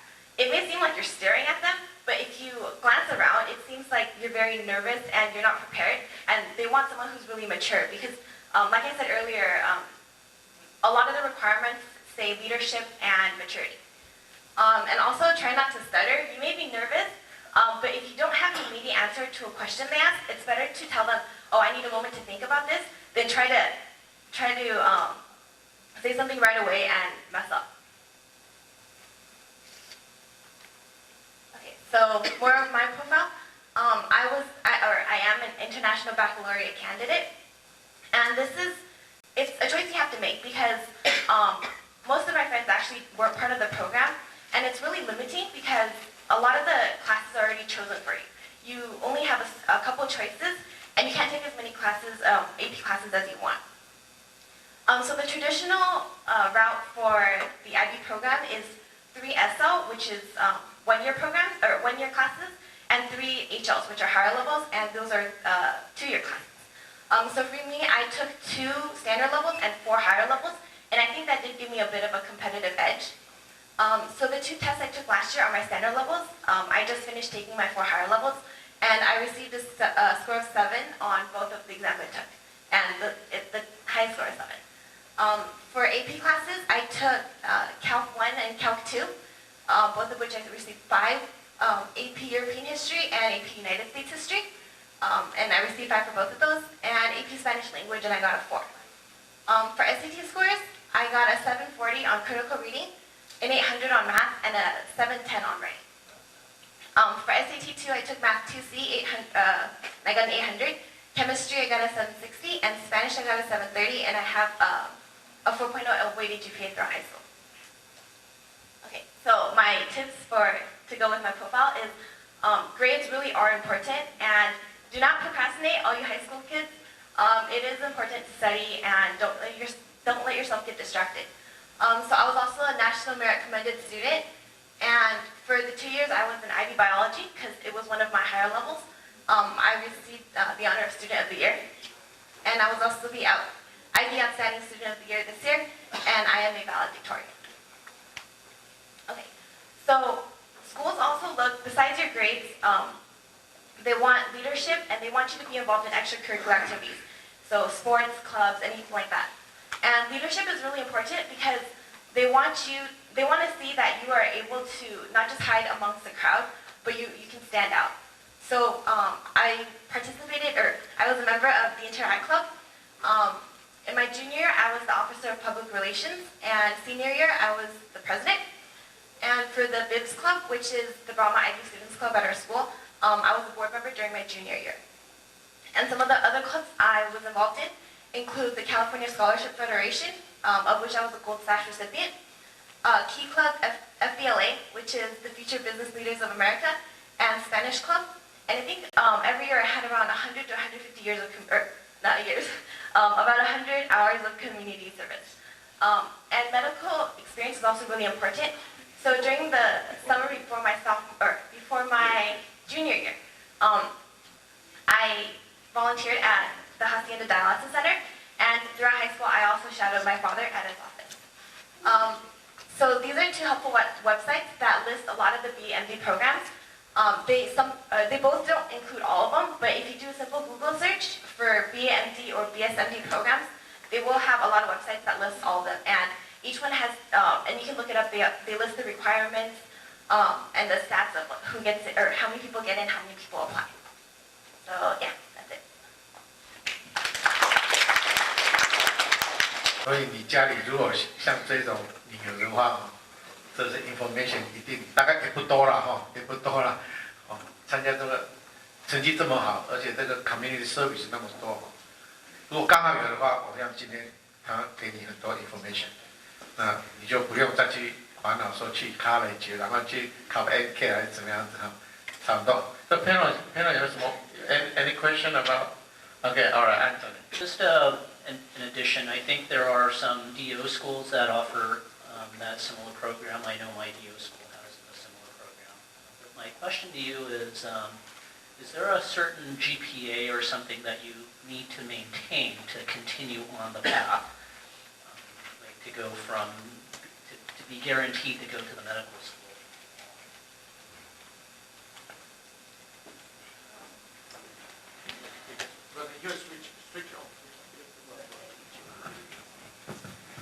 Yes, there are GPA requirements. Each school is different and they have different requirements.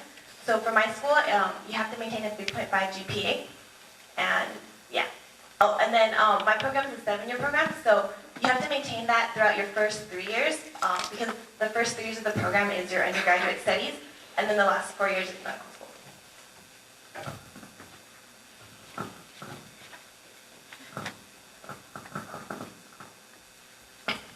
everybody worry about the MCAT. Do you still need to take MCAT? Is a GPA? Okay, any minimum requirement? 最少要考几分呢？你总不能比那个30分还少啊。Well, my school, it just says that you have to get a good score. It doesn't have an exact requirement, but I think some schools do.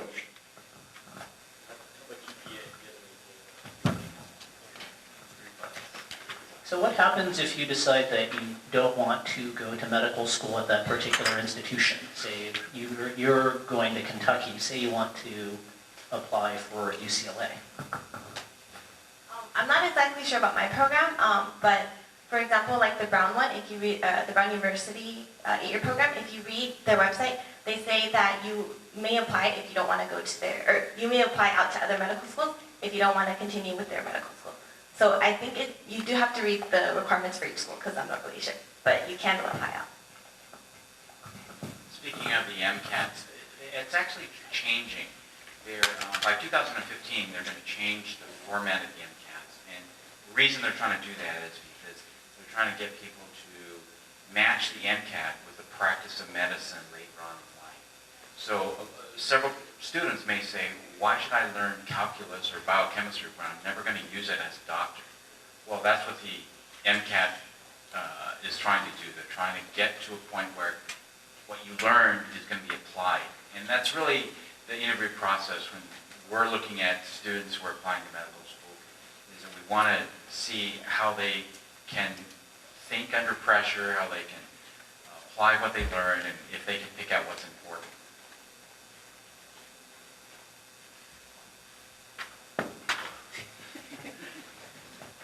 Any other question from the panel? Okay. So kind of a follow-up to the previous question. What happens if you don't maintain your GPA? Are there ways to get back into the program, like you're put on probation or something, or how does that work? Yeah, you are put on probation. Depends on the school. I think some are say like 1 semester, and otherwise you just get kicked out.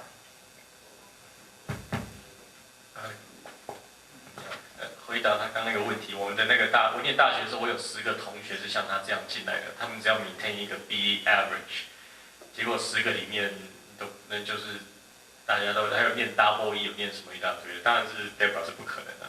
那我那几个同学就是有后来也是就是没有去念我们学校的医学院，因为他会有10个吧，所以说也不一定的，因为你要知道小孩子到大学的时候是不一样。爸妈没有在身边的时候，你们没有在旁边 push， 对啊，我看到都是爸妈。OK， 这里面只有我在台湾读了啊。因为这个我 study 一下啊，在台湾读医学院跟在美国读医学院不一样。在台湾读医学院，他可能说，我们今天这一科是解剖学。我们准备刷掉1/3，刷掉一半，这一半要补考。但是在美国不一样，你只要进入医学院，他把你当成宝，他会一直帮你读毕业。你如果没有考，就是成绩不太好，他是给你 tutoring， 他教你，因为你能够进来，就表示你是在那个就属于比较好的学生，但是。科教制裁。对，科教制裁，所以很奇怪，他会一直帮你，不会说我把你刷下来，我是很高兴，不会这样子。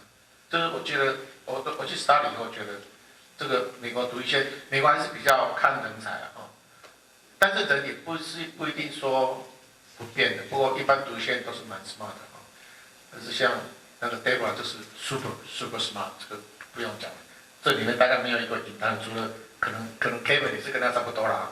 那 Kevin 你 apply 几个 dental school get accepted? Okay, I forgot to mention. And why you choose? If all accepted, why you choose UPenn? I know UCL give you the scholars, right? Okay, then you mentioned. Why you so stupid? I don't know. Okay, so I applied to 20 schools all across the U.S. 15 schools offered interviews, and I turned down 7, so I went to 8 interviews, and I got accepted to 7 of them. And the reason I chose an out out-of-state school was, I based my decision off of how I felt at the school when I was there at the interview. And there were two schools that really clicked for me. It was UPenn and Michigan. And from those two, I kind of based it on location and the weather. So that's how I ended up at.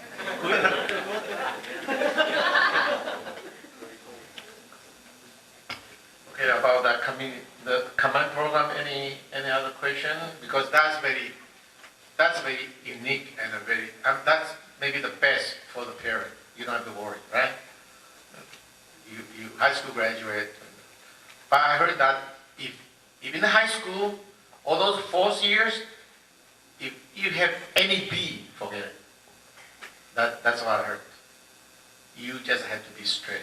So you don't know how it's very hard for us, but it's easy for Deborah. What can I say? 所以你做那个当然是最好，不过一般像那种大概都已经是 top notch， 大概很少读说在讲说没有 GPA 太低了哦 ，NQ 考太少，这是 insult 啊，这不可能。他们已经在 high school 就已经是 top， 已经是 top 了，那种人才大概是已经很少了。那如果这个 command program 如果没有 the panel have no question, then we move the last portion. Okay. You Dr. Wang here. I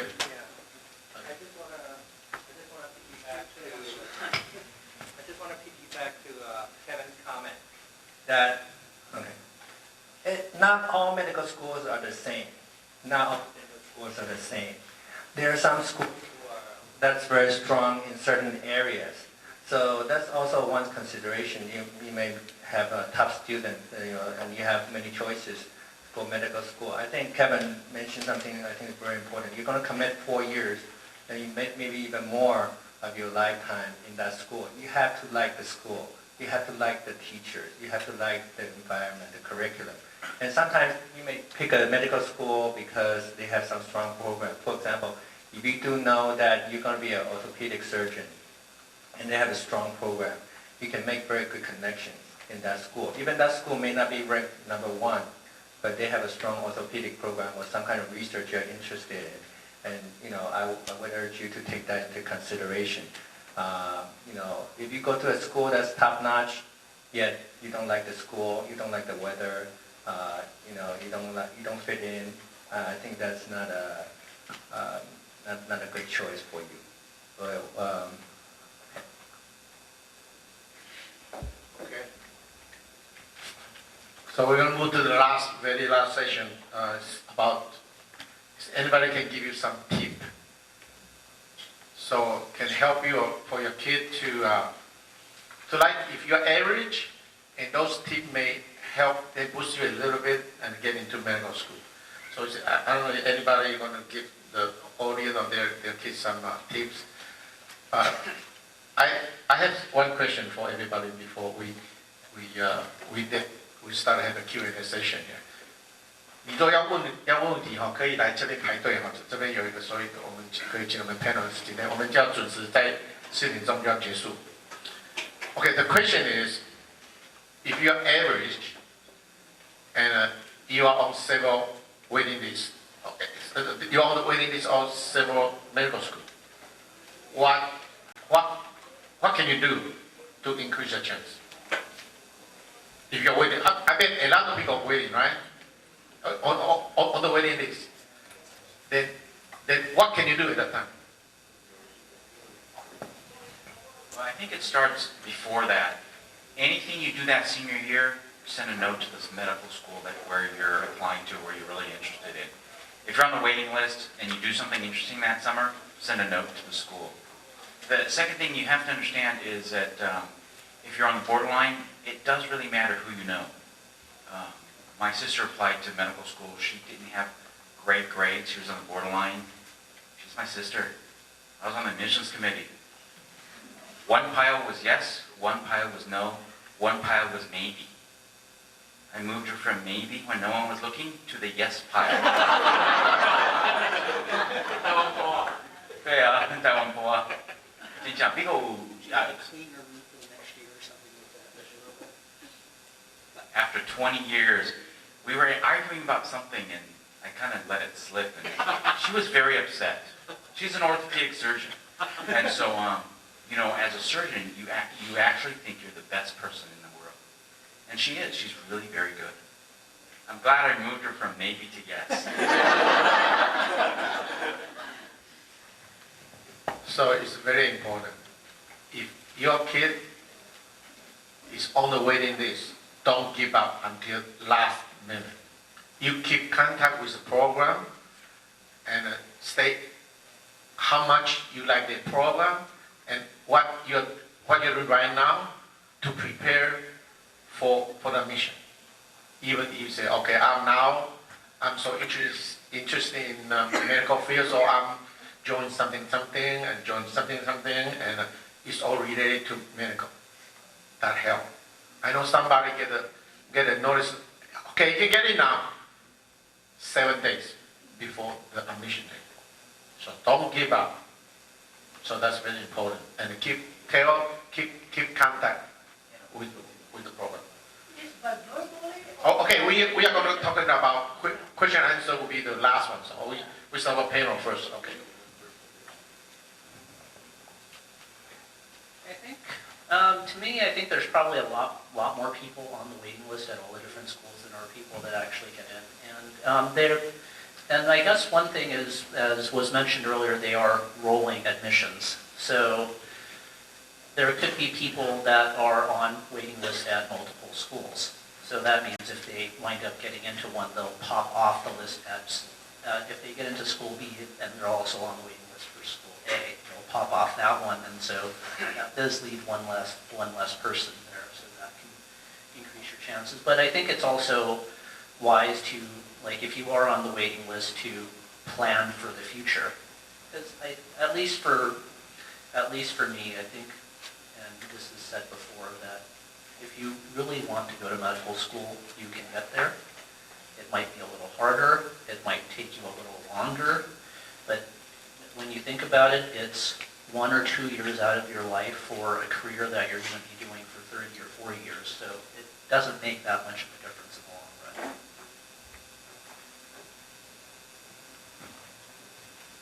Okay, we have about 20 minutes left. If anybody want to ask a question, just waiting here. Okay, all right. And but I have a suggestion for the panel here. When you are getting into medical field, the 台湾跟美国不一样。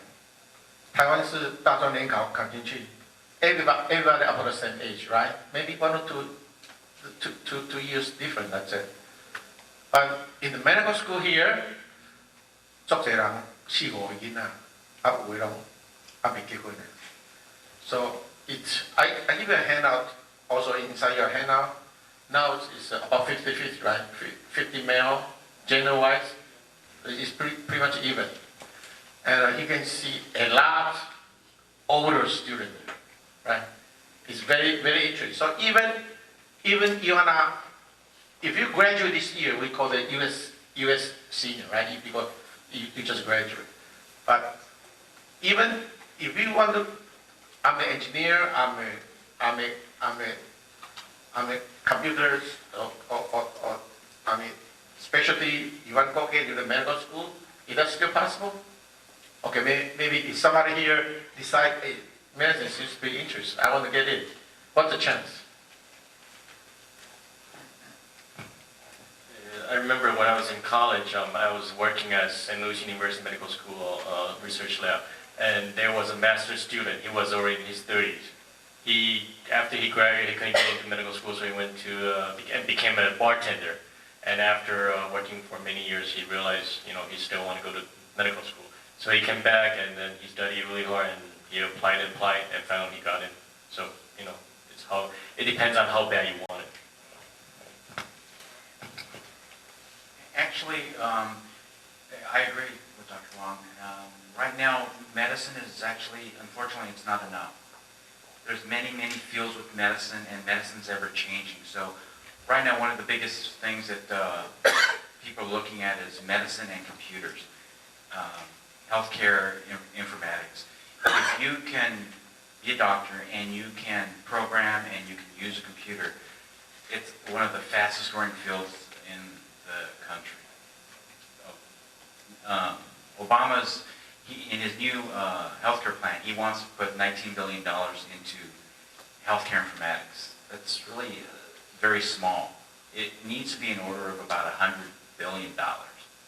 And that's one of the fastest growing areas. Healthcare law is very in need. I personally am going to UC Riverside for healthcare economics. I'm going to be giving lectures in that. You need something else besides medicine nowadays.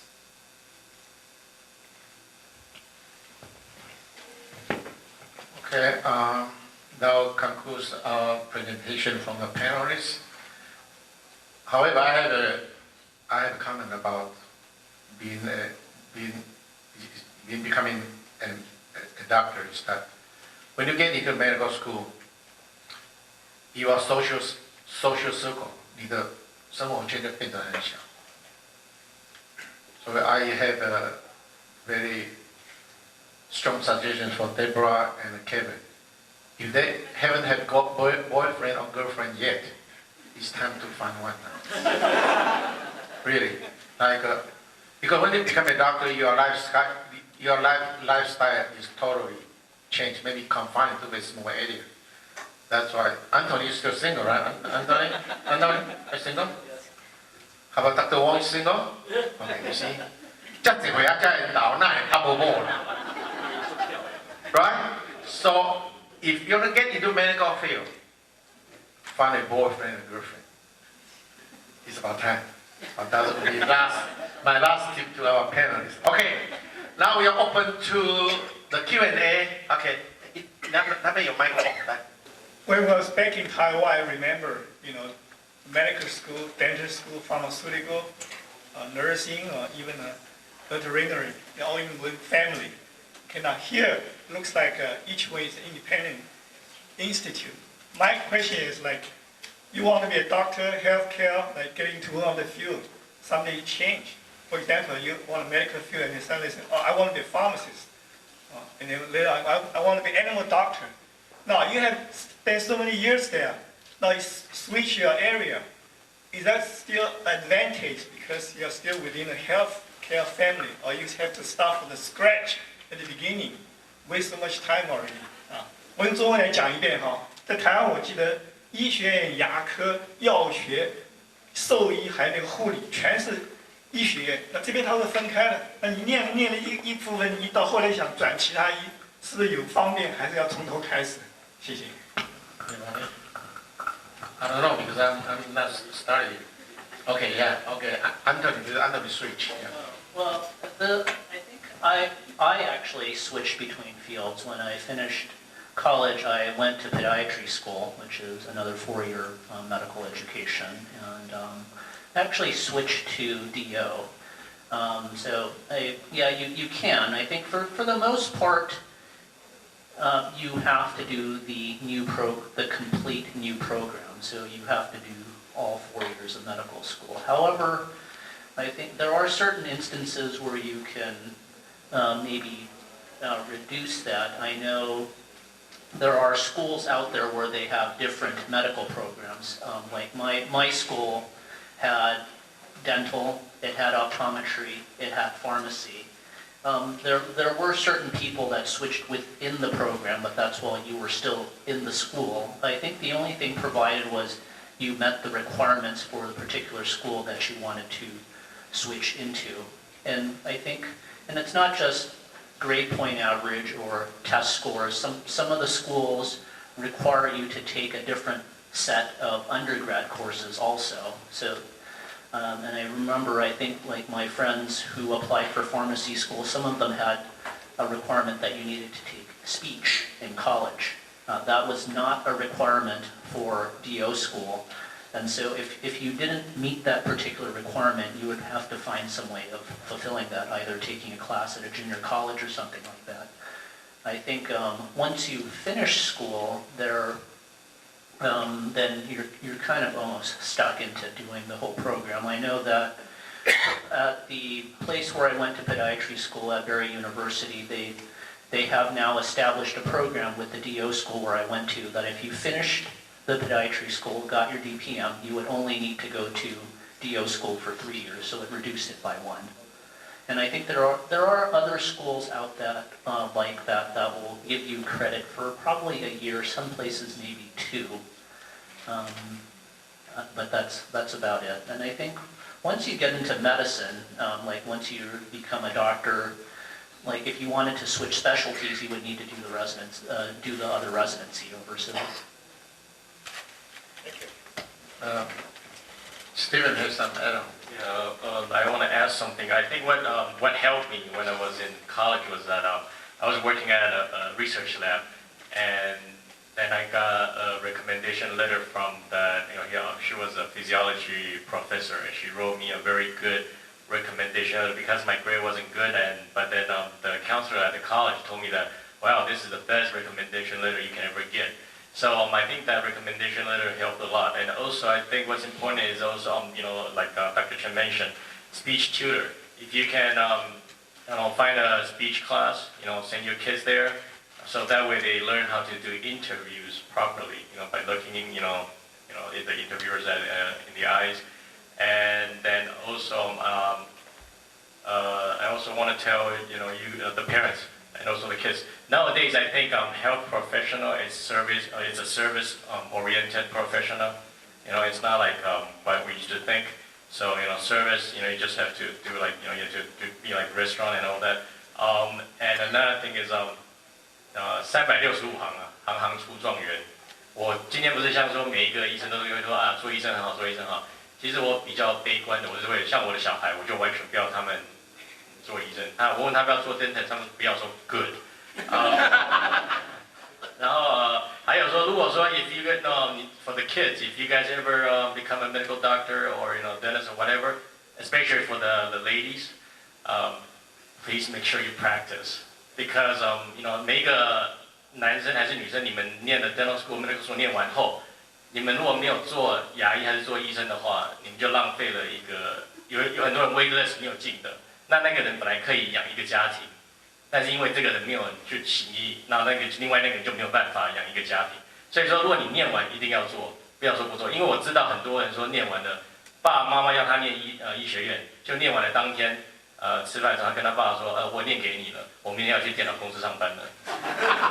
不然就是有一些太太们就嫁给医生的，后来就不 practice， 那这个浪费了。罗大佑啊，变成去搞电脑大概比较少了。我知道几位哈。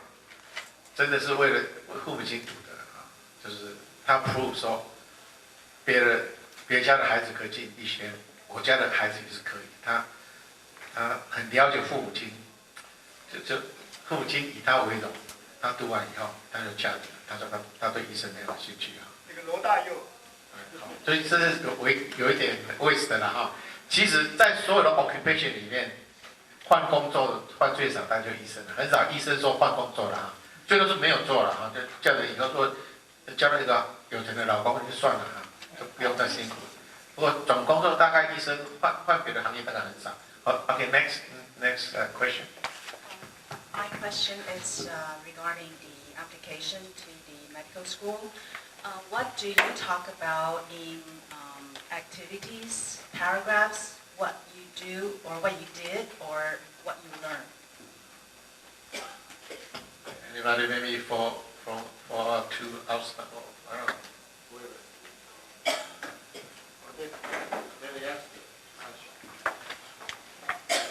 Okay, I think the same thing probably applies to dental school. For extracurricular activities, I had a lot of hours of shadowing the dentists, all different kinds. And then I also, the spring quarter before, during my 3rd year, I went on a humanitarian mission for 3 months with the U.S. Navy on the USNS Comfort. So we went to Jamaica, Peru, Ecuador, and Colombia and provided health care, dental care, pharmacy, and optometry. So extracurricular, yeah.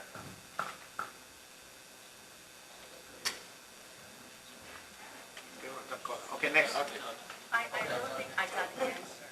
Huh? I didn't get the answer. What you did or learn?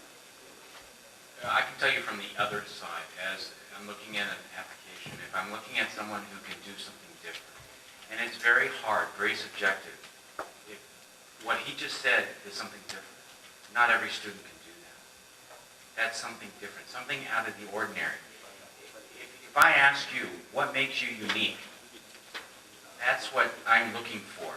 And it has to be consistent with your personal statement, with your grades, everything that you're looking at. If you're looking at activities, if you just join the tennis team and you're just part of the tennis team, well, you're just part of the tennis team. But if you are the team captain, that tells me maturity, inter-networking skills with other people, organizational skills, time management skills. You know, just simply listing what you've done isn't enough. You actually have to tell me what you've done. So if you're a tennis captain, you have to tell me how you resolved conflict. Okay? You have to tell me what about being team captain helps you to become a doctor. What are your activities that put you together as a person, as a personality, that makes your personality fit as being a doctor or a dentist or whatever you're planning to do. Does that answer your question? Very good information. Next. Okay, my question is related to to be a dentist. So maybe Dr. Huang can answer my question. Okay, I live in Cerritos. Recently, in my neighborhood, there are 5 or 6 new development plaza. Every single plaza have a new dentist office open, and unfortunately, just next to a laundry store. And 5 or 6 just come out in a couple months. So my question to you, in the next 10 years, do you see the supply is going to over demand in dentists? Because not everybody has a tooth, you know. and second question, sorry. So also, I don't know, are you self-employee as a dentist? Can you tell us the advantage of this advantage to be an employee or self-employee? Because you are the owner, you got to take care of everything. Accounting, marketing, everything. So you got to be everything, not just a dentist. So why so many people come out to open a dentist office? I just have those kind of concerns. If you can answer my question, thank you. Because most people have 28 teeth. Actually, being a dentist is not bad. You know, think about it. You know, you start looking at kids, you start doing fillings. As they get older, they still have more problems. You do root canal, you do the crown, and then missing a tooth, you do a bridge, and then start missing this, and you start going. And then you can also learn how to do braces, and after that, you can do implants. So you know, you can start, you know, start making money when they're young. Okay. No, but for real, I don't know why, but my dad asked me the same thing when I was in dental school, because before I went to dental school, he never realized there were so many dentists around the blocks, and until I went to dental school, he started looking, and he told me, oh my God, there's so many dentists. Yeah, exactly. But, you know, it depends on the population. A lot of dentists, they go to Arizona, and then they actually, the pay is a lot better there. Okay. And talking about being self-employed, yes, a lot of headaches. When I started, I was working as an associate. I just went to work from 9 to 5. And then when I left that office, I didn't have any, I don't have to answer any calls, any worries.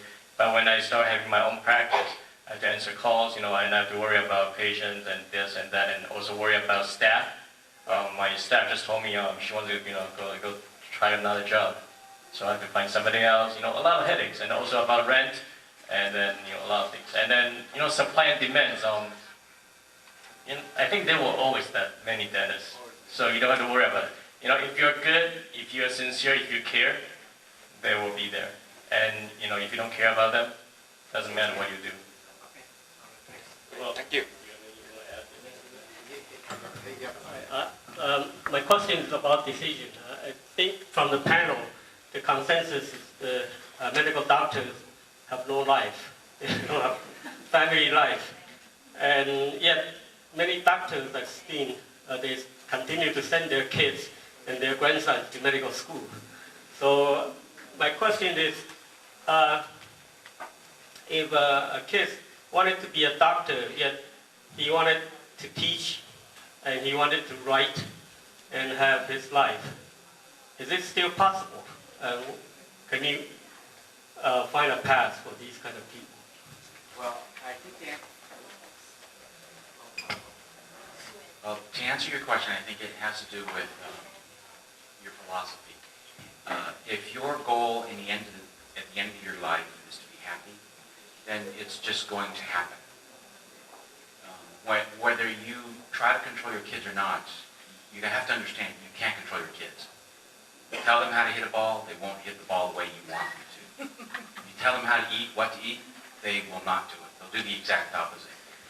So you have to trust yourself as a parent, and this is my personal feeling, so this has nothing to do with anything. You have to trust yourself as a parent, and trust your fact that you brought up your kid the way you wanted him to be brought up, and you think that he's going to think about it. To answer your second question is, as a physician now, most physicians are becoming employed. When we took the Hippocratic Oath, we said that medicine cannot be influenced by finance. But now with healthcare reform, if you do not understand finance, you can't be an adequate physician. Your reimbursement is tied to patient satisfaction and to reimbursement and quality of care or quality management. If you can't do it all, it's very hard to be a physician. That's why most physicians now are going to be employed, unfortunately. So to answer your question, you can have a life, you'll be busy, and as a parent, you'll be proud, but it's your child's life. It's not mine, it's not my wife's. We're not living our life through our children. It's their decision. Whether he's going to be an insurance person or a basketball player like Jeremy Lin, or somebody else, it's their life. I have to let them live it. Is it still possible that they be a doctor and be a researcher and teacher at the same time? Well, that's why those jobs like dermatology, PU, that anything you can adjust, you can control your time. You can control your time. If you most spare time, those jobs are not easy to get. So those are the most demanding positions, like dermatologists. Today I want to just open my office for 4 hours, that's it. And rest of the time of mine, I want to join and play piano. So, but usually, 我认为聪明的人如果你真的是你的儿子是一个人才其实他可以 handle 很多事情。你在 high school 里面有没有看到？哇，考试都 straight A， 那 violin 也是很会弹 ，piano 也是很会弹 ，speech 看点是第1名，所以你不用替他担心。如果真的他是人才的话，他自己会 handle。Right next. So right now I'm a college student, and so I'm thinking about applying to. Turning on. Up. Oh, okay. So I'm thinking about applying to either med school or DO schools, and so I have a limited amount of time throughout the day, throughout the year, and so I was wondering the importance of working at a hospital as opposed to doing research in one of the science labs on campus and trying to publish a paper, or probably doing some humanitarian trips. So how would you rank the importance of those 3 things when it comes to applying to med school or DO schools? To answer the other gentleman's question, as a resident, your hours are now limited. You can't work more than 12 hours under certain shifts. Whereas before, when I first came out, I would work 36, 40 hours straight. Now you can't work more than 12 hours without having 12 hours off. So you can have a life as you're training. To answer your question as far as ranking those things, if I was looking at an application, a candidate, if I knew a candidate had published something, that's number 1 for me. Okay, if you publish a paper, do research, publish a paper, that's number 1. Just simply doing research isn't enough. You got to take it to the next level. You got to add in. If you can do all that, it's even better. If you can volunteer at a hospital, work at a hospital, that's good. If you do humanitarian things, that's, to me, if you just do the humanitarian issue, like going on a mission or so forth, most of us have gone on medical missions, and we know that you do good work. And it's very hard. It's physically demanding. But, like I said earlier, half of medical school is books, half of medical school is clinicals, and as an intern, you're supposed to take those 2 years of academics and clinicals and put them together and apply what you learned. I think doing the research and publishing a paper, because not anyone can publish a paper.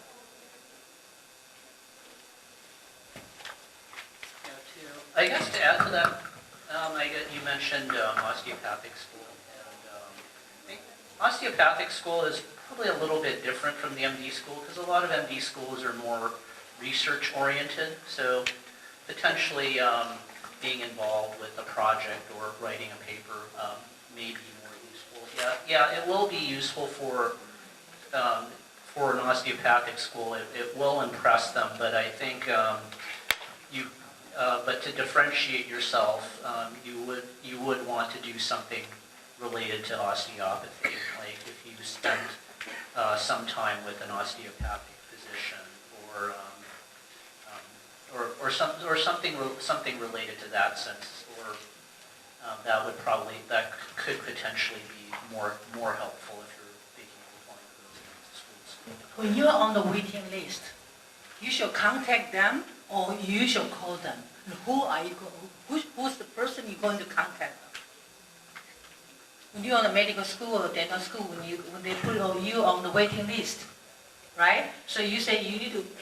How can you contact them or verbally or by sending letter?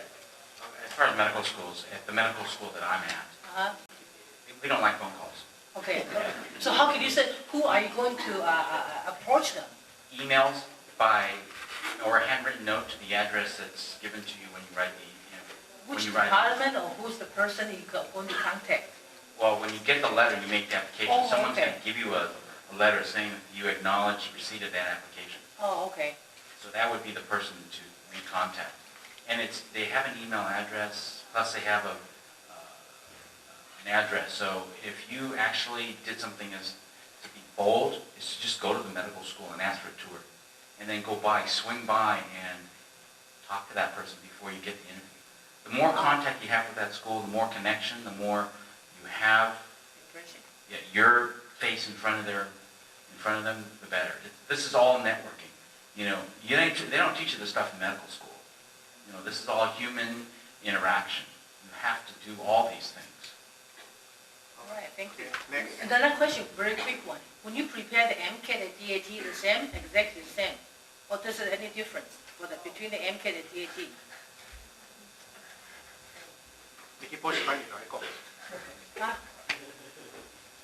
There's a difference I know there's a difference between the format and the type of questions also, and the subjects covered. So for the DAT, there's a perceptual ability portion, which is designed to test your ability to visualize in 3 dimensions. Okay. And the DAT does not have a physics portion or writing portion. So when you're in the college, you're supposed to focus DAT or MCAT, right? It's more convenient. I guess. All right. All right, next. All right, cool. So my question's for the two of you who basically had a change of heart throughout. I kind of did too, so I'm applied to med school and I'm going to be applying to dental school later, but how do you really, to the admissions committee, when they're interviewing you, how do you explain that? Because, there's good reasons and bad reasons, and I have my reasons too, but you can't just say oh, this is not the lifestyle that I wanted to the person. How did you guys go about doing that? I did my interview a long time ago. And all I remember is that I went in there, I was confident, I was like, well, even if they don't accept me, my life will go on. So I just act very, natural and just be myself. And then actually I still remember one guy was asking me, are you sure you really want to do this? I told him in the eyes, yes, I really want to do it. But in the back of my mind, I was like, no. I never thought about being a dentist, for real, not in my wildest dreams, but so you have to be a good actor when you go in there, for real. Okay, yeah, for me, I think, at least for the transition that I made from podiatry school to DO school was that there were people from my podiatry school who took the same course. So I wasn't a trailbreaker. There were people ahead of me that did the same thing, and there were actually people behind me that did the same thing. And I think the osteopathic school I went to has had a good track record with those people prior to me. Like the people that went to podiatry first did well at the school. They were typically the top students in their class. And so the goal of most of these schools is they want someone to do well and to graduate. And I think in my instance, that helped me. And I think, and I think for the most part, I guess you kind of have to decide what your reason was, and yeah, whether it would be, and I don't know if it's necessarily like a flowery reason that you're going to explain to them why you're going to do it, but it just has to be something that you believe in. Thank you. Actually, let me answer your question. The other thing I was thinking of, when you get a lot of awards, that really looks good, especially monetary awards. Because, you know, when you look at the application, they look at publications, awards, and then they look at personal experience that suggest your weakness or strengths. That being said, now to answer your question, actually, you know, if you came into my interview process and you couldn't decide, you know I'm not going to take you. Right. So you have to make your decision. Because if medical schools, you may spend $50,000 or $60,000 for tuition, but the medical school itself, they spend probably $1 million training you. So medical school is a business. And if you can't make up your decision and 2 years into it, you decide to switch, the school's out of luck. And probably so are you. Because no other medical school I know of will take a second chance on you. If you're in and you're struggling, they'll take a chance on you, help you. But if you're in and you're struggling and you talk about dental school when you're in medical school, they're not going to help you. They're going to let you sink. I'm sorry, I'm really not a mean person. Okay, last question, right? No, last question, okay? You know, I have a question. One of my kids might go, going to the foreign medical school after the high school. He's thinking after he's graduated and come back to the United States, what's the chance for his residency to apply? Okay, at Kaohsiung Medical School, there's people I know who have gone through high school and then an 8-year program, or a 7-year program at KMU. If you do very well on the USMLE, 1, 2, 3, there's no difference. You have to do very, very well. If you do mediocre, that limits your residency slots, residency specialties. No one wants a neurosurgeon that's at the bottom of the class. You want a neurosurgeon that's at the top of the class. If you think about it in that fashion, you'll understand that if you go to a foreign medical school, you have to be better than everyone else. Yeah, and then come back here. Yeah. He thinks he has no problem to pass the board exam, part 1 and part 2. But he's thinking, what is the chance for him to apply for the residency in United States? Well, there's things that you have to do, and this is not to become a doctor. Compared to the last 10 years, it seems that now it's more difficult to apply for residency, or it's still the same? It's more difficult, but again, if you plant your seeds there, if you go to that residency position, if you do research there, if you do something, it's hard to just pick up a file and say, oh yeah, I like this person. But if you pick up a file and say, oh, this person has been around this place, this person has talked to me before, it's much easier to get a feel of that person. It's much easier to get a feel if that person's going to be successful in your residency program or not. Yeah, and also he got the chance, either apply for the bachelor degree in medicine, and also the master degree in medicine. So should he finish the BS in medicine or master in medicine after he come back to the United States? It's more easy to apply for residency.